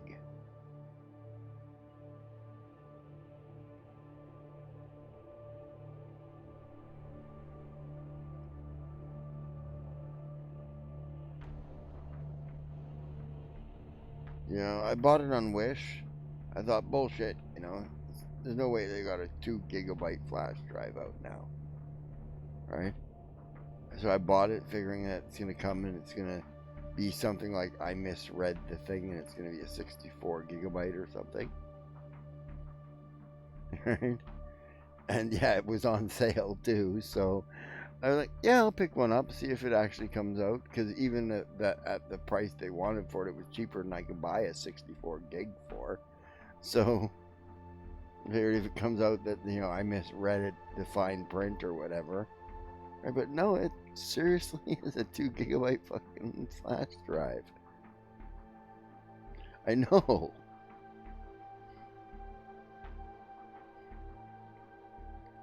You'll never look back, Siobhan. Get an SSD and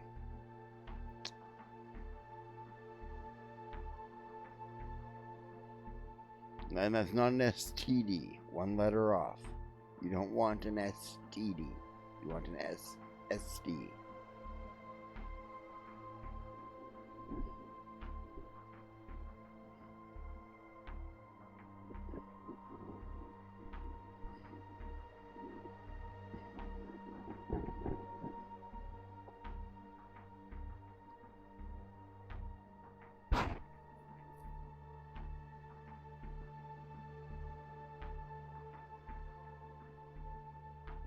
How much? Damn stretch.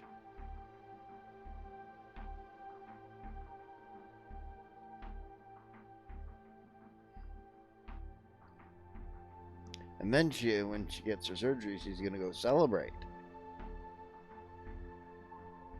Hey, that's not too bad, man. It's about what I paid for this 2 terabyte on Wish.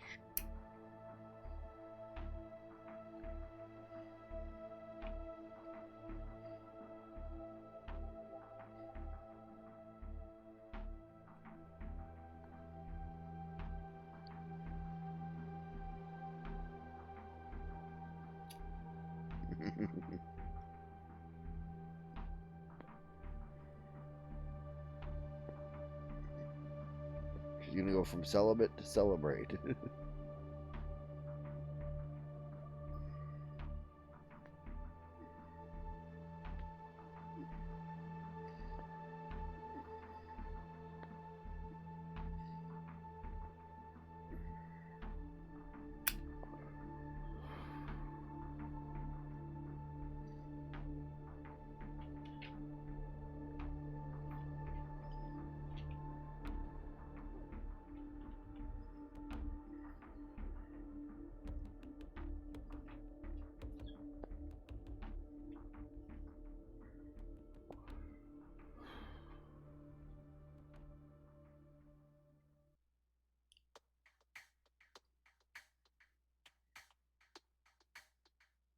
That's funny, Daz.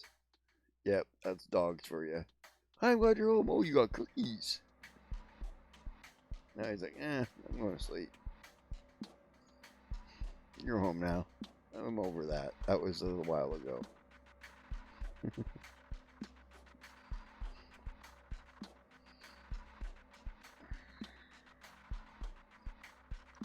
Well, I seem to have had a good stream this day, anyways. Right? I haven't dropped any frames yet. Knock on wood.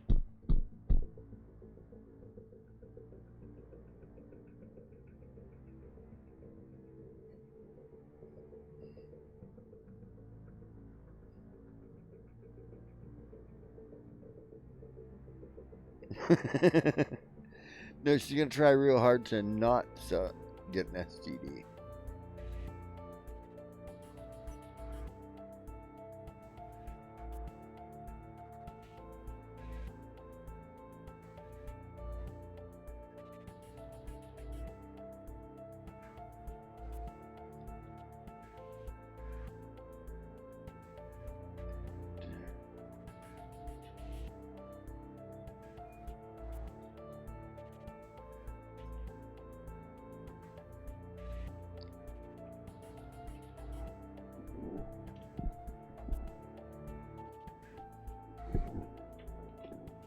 Wouldn't that beat all hell, Siobhan? Be your kind of luck, too.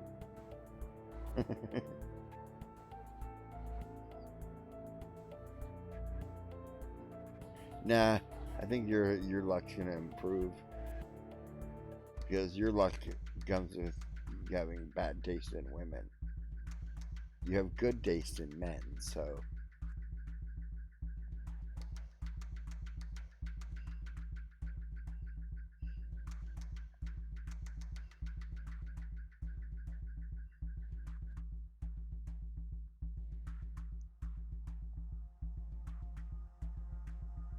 Yeah, so...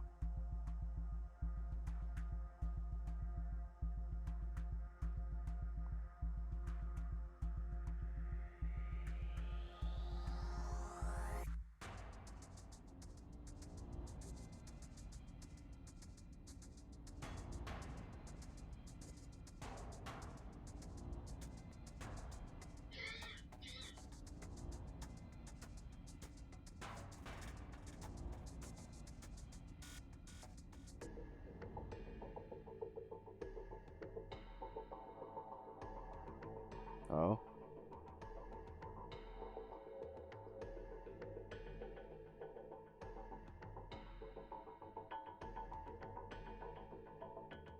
He's anti-trans, is he?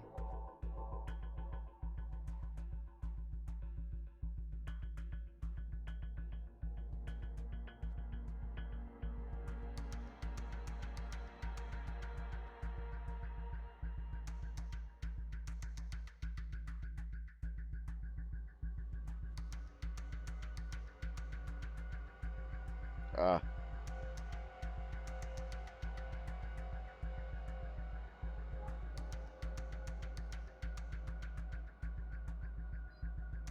I see.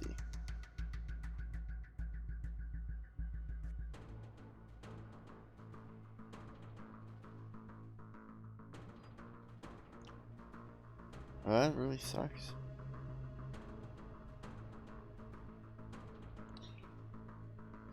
On the other hand, I understand that you got this guy that's really, really interested in you right now.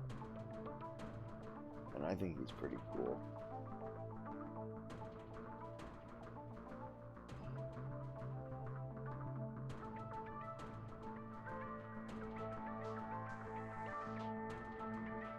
Yeah.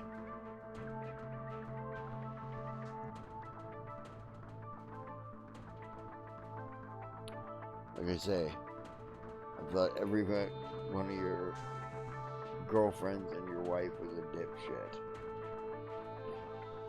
But I really like your taste in guys.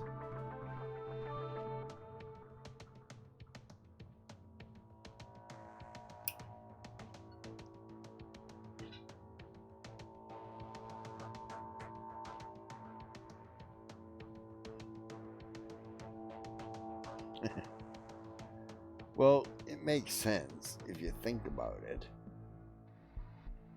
Well, the hell did you know about picking women?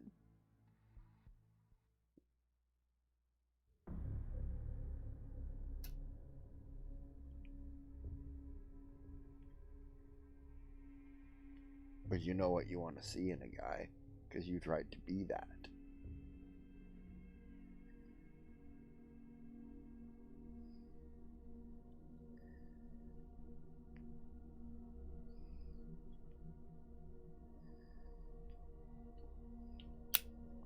Just don't be like your wife or your girlfriends. Because your girlfriends are all ditzy bimbos. And your wife was a psychotic bitch.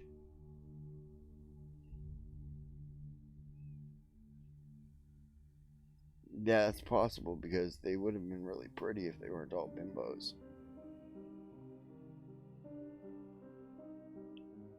Except for Jen, she wasn't pretty. She just looked that way.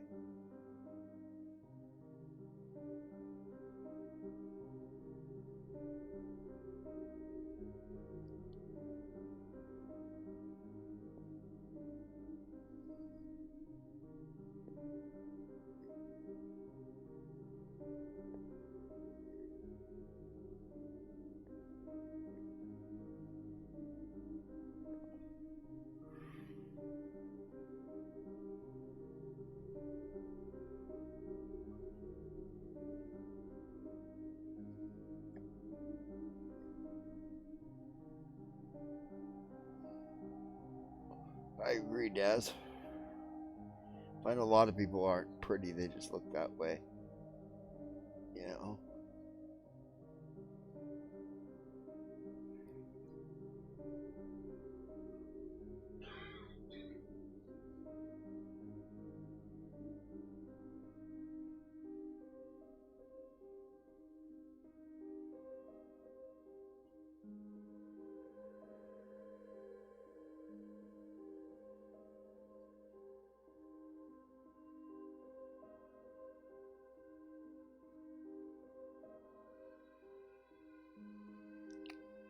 Oh, yeah. And they are too. Which you generally find that very pretty women are not into one night stands.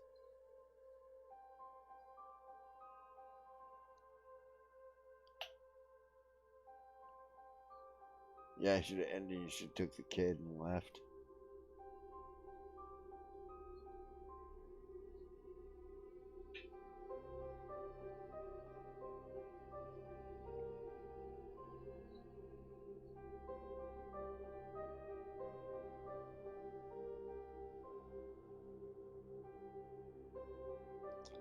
Yeah, see, I got a different situation. My wife is the kind of woman that would say, if I said to her I'm a woman, she'd say, then shave.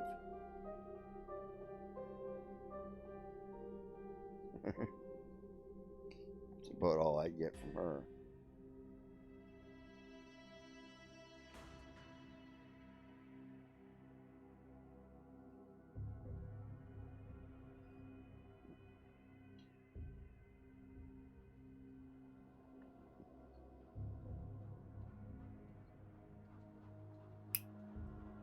That is true. But you got to admit, Siobhan, that's got to have been the hardest thing you ever did in your life.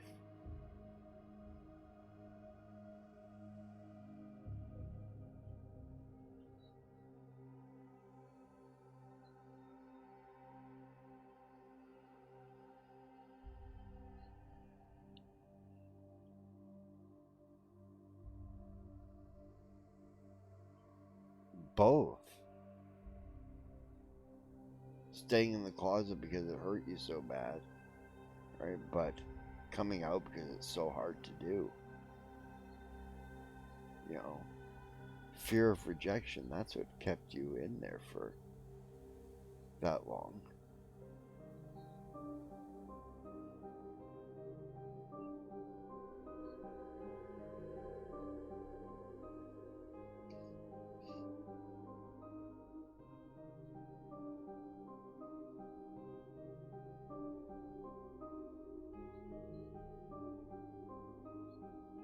Yeah.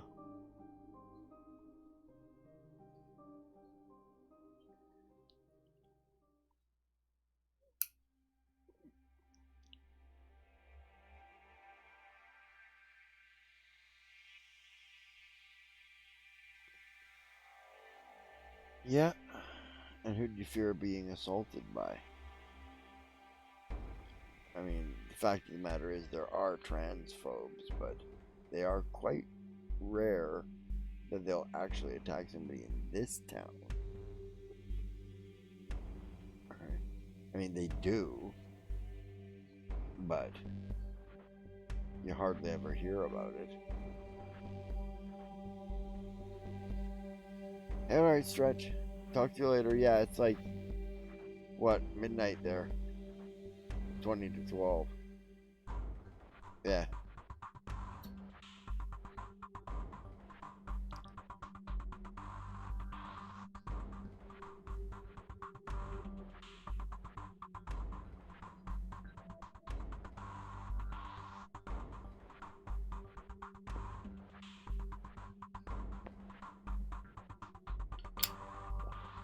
Yeah.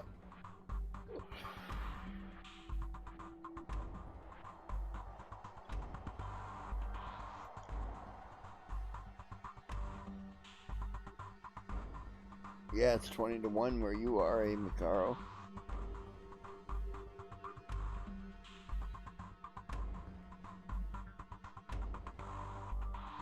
Broadway is awesome, eh?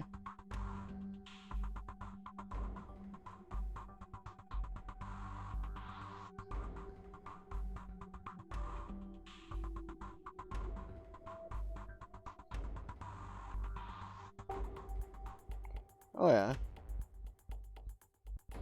Are you trans, Mikaro?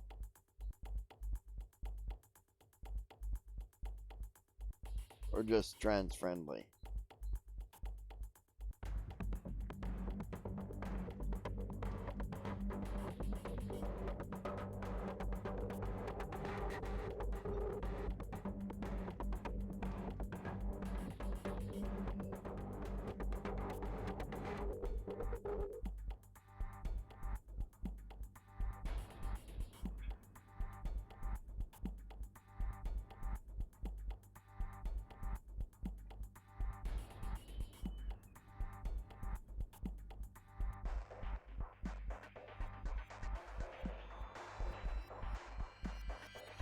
Okay.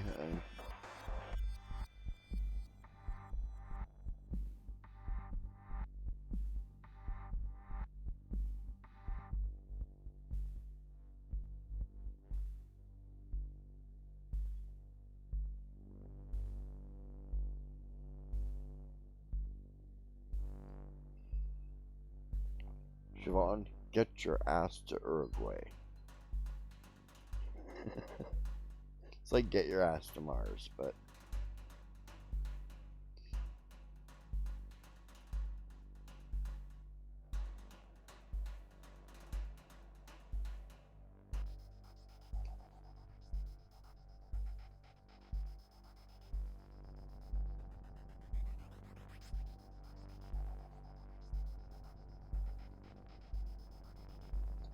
to Uruguay? I'm not sure they are.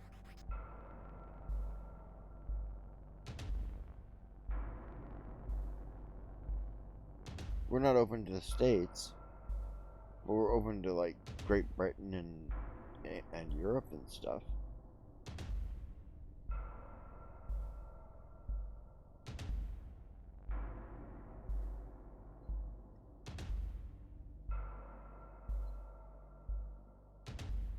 No, we caught it, Daz. We speak gibberese. And it depends on where you're going, whether the borders are open or not. And when you come back, you have to do 14 days of quarantine no matter where you go.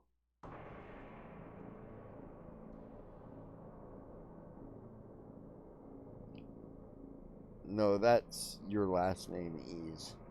I don't know if you actually reveal that online, so I'm not going to out you.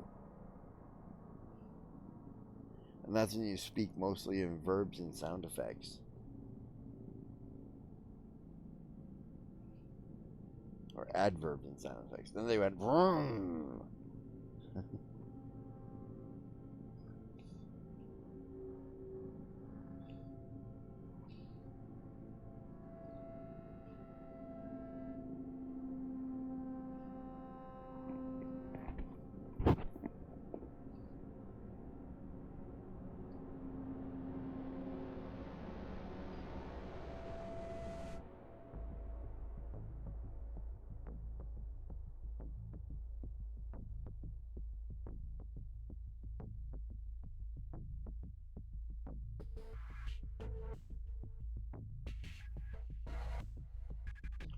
Split, ping. Is that like 2 shots to the head and 1 off a steel head plate?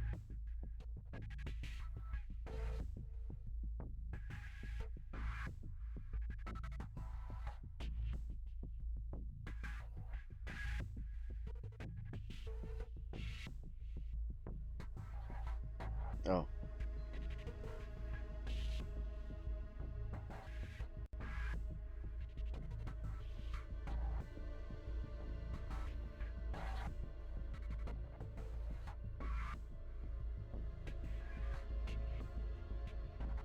Family thing tomorrow, eh?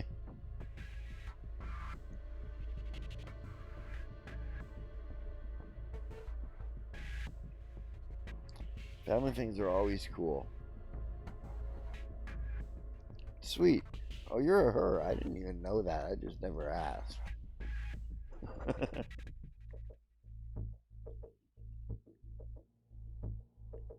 I'll still probably call you mate.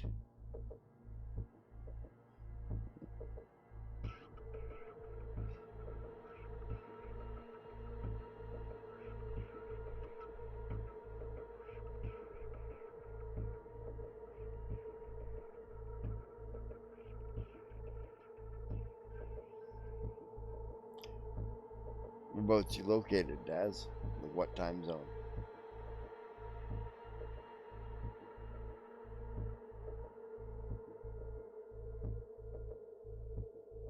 Oh yeah, okay. Just wondering what time it was for you there. So about 7 o'clock. So Michigan, eh?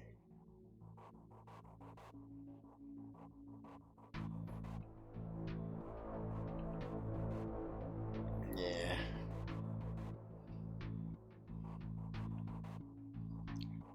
Now, who's Michigan gonna go for in the election? Do you think?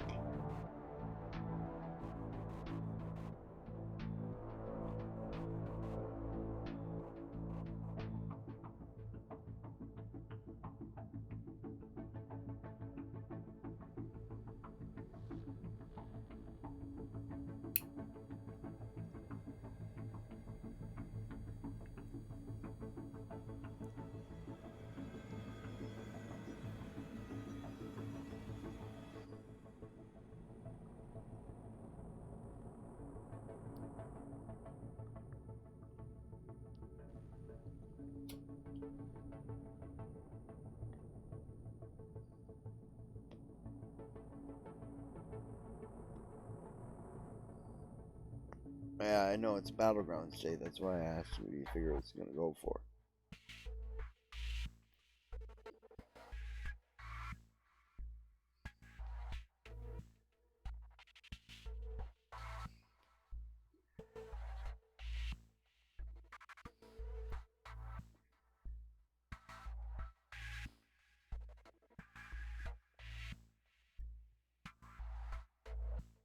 Do you think there's more shy Biden voters or shy Trump voters? You know, the ones that are not being vocal about it. Because, you know, in the battleground states, the vocality is about equal.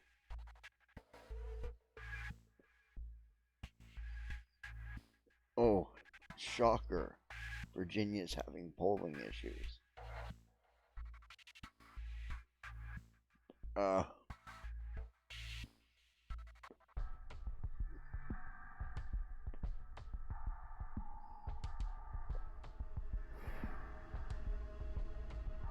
think it's possible some in your family are shy Bideners.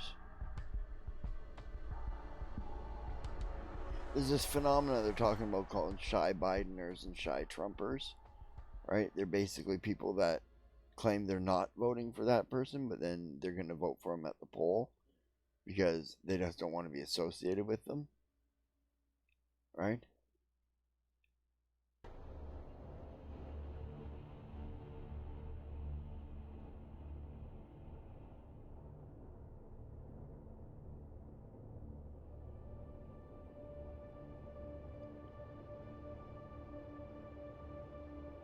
I guess I should ask how old you are. Well, are you old enough to vote, Daz?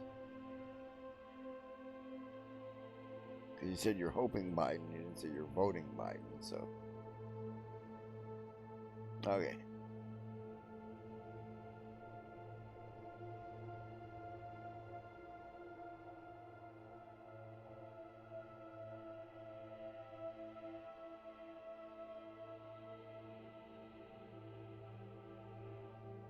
What do you think? You might have some shy Bideners in your family?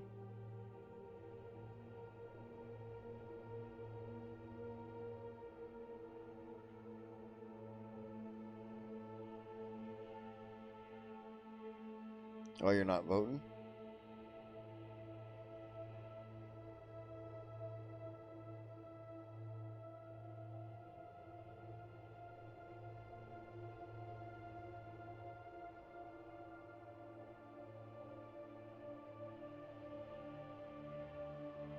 Ah, okay.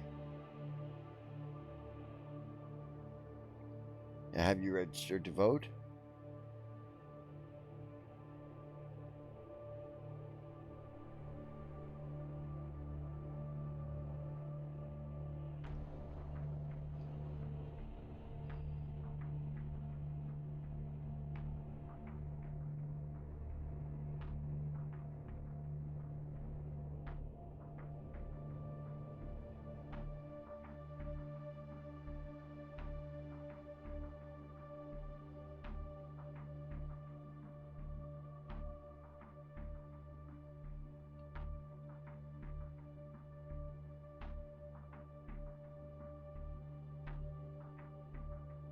Yeah.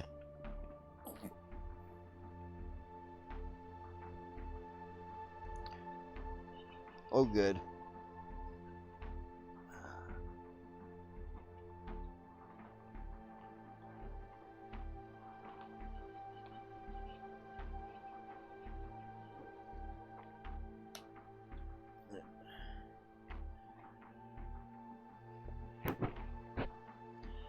Yeah, if I were in the States, I would have to just hold my nose and swallow that little bit of vomit that creeps up in your throat and vote D down the board.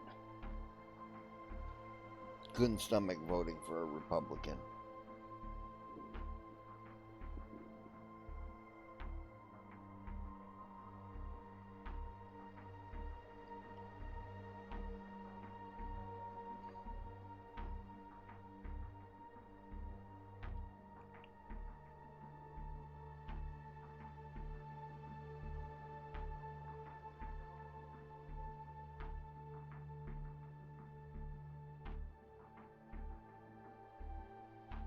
I mean, like, each to their own. I'm not saying don't vote Republican because I don't have a dog in this fight. Right?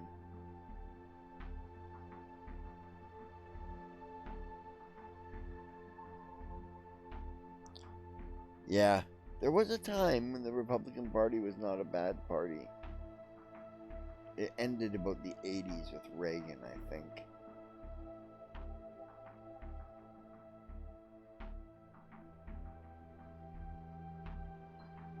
That formal racist shift took over.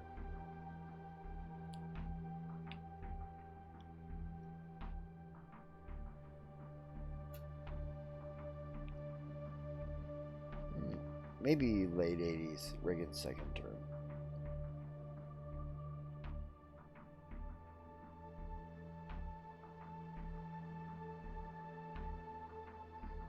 I'm glad you didn't vote for Junior.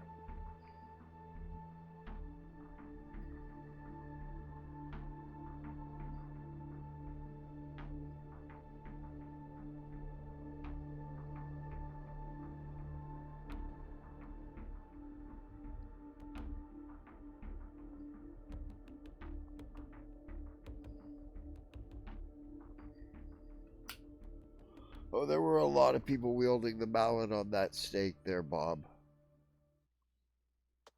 Newt was just one of them.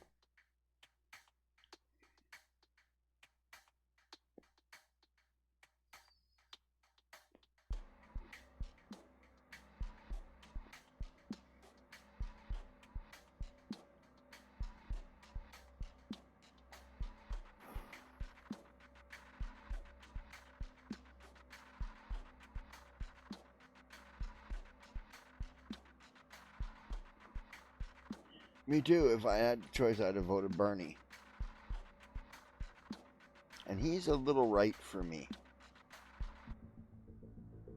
to be honest.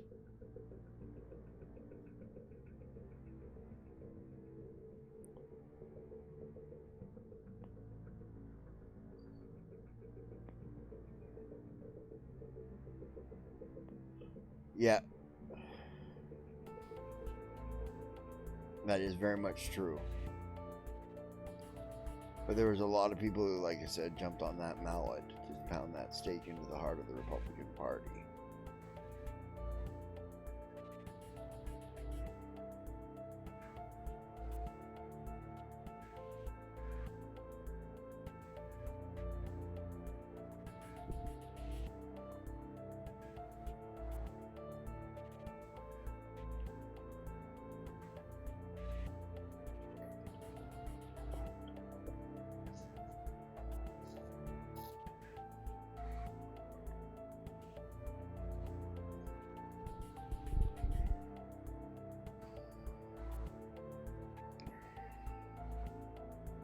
No, McConnell's dancing around with its head, doing the turtle dance.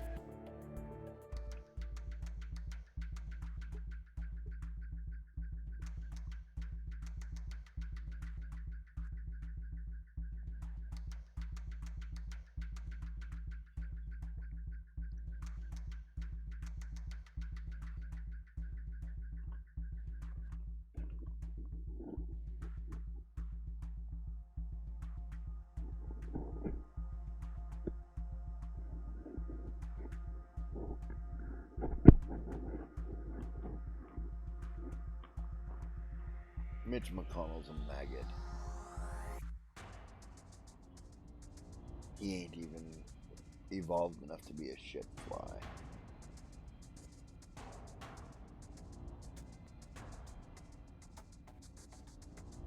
Yeah, right.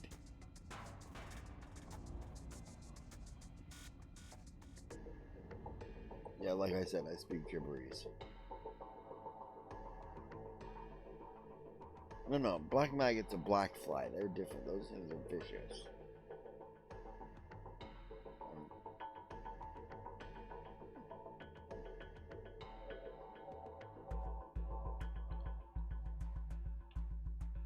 What do you guys figure, Ray Kahuna?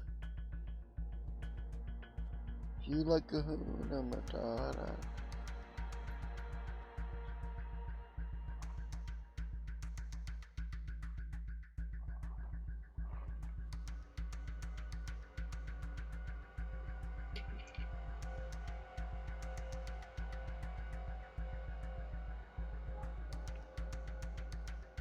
Okay. This time when we get there, you all have to back me up and shout "Down with the living."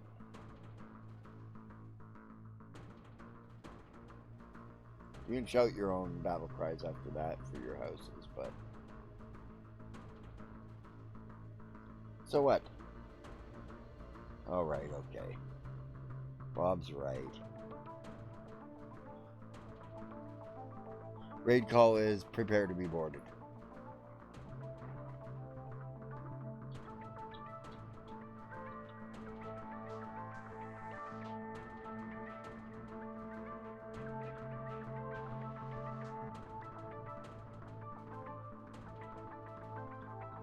Can't spell. Can't spell. Kahunad the Elder.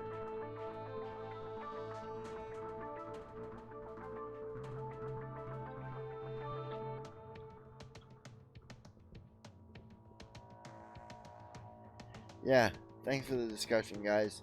Thanks for joining my stream. Right, enjoy the raid, and let's get Kuna excited.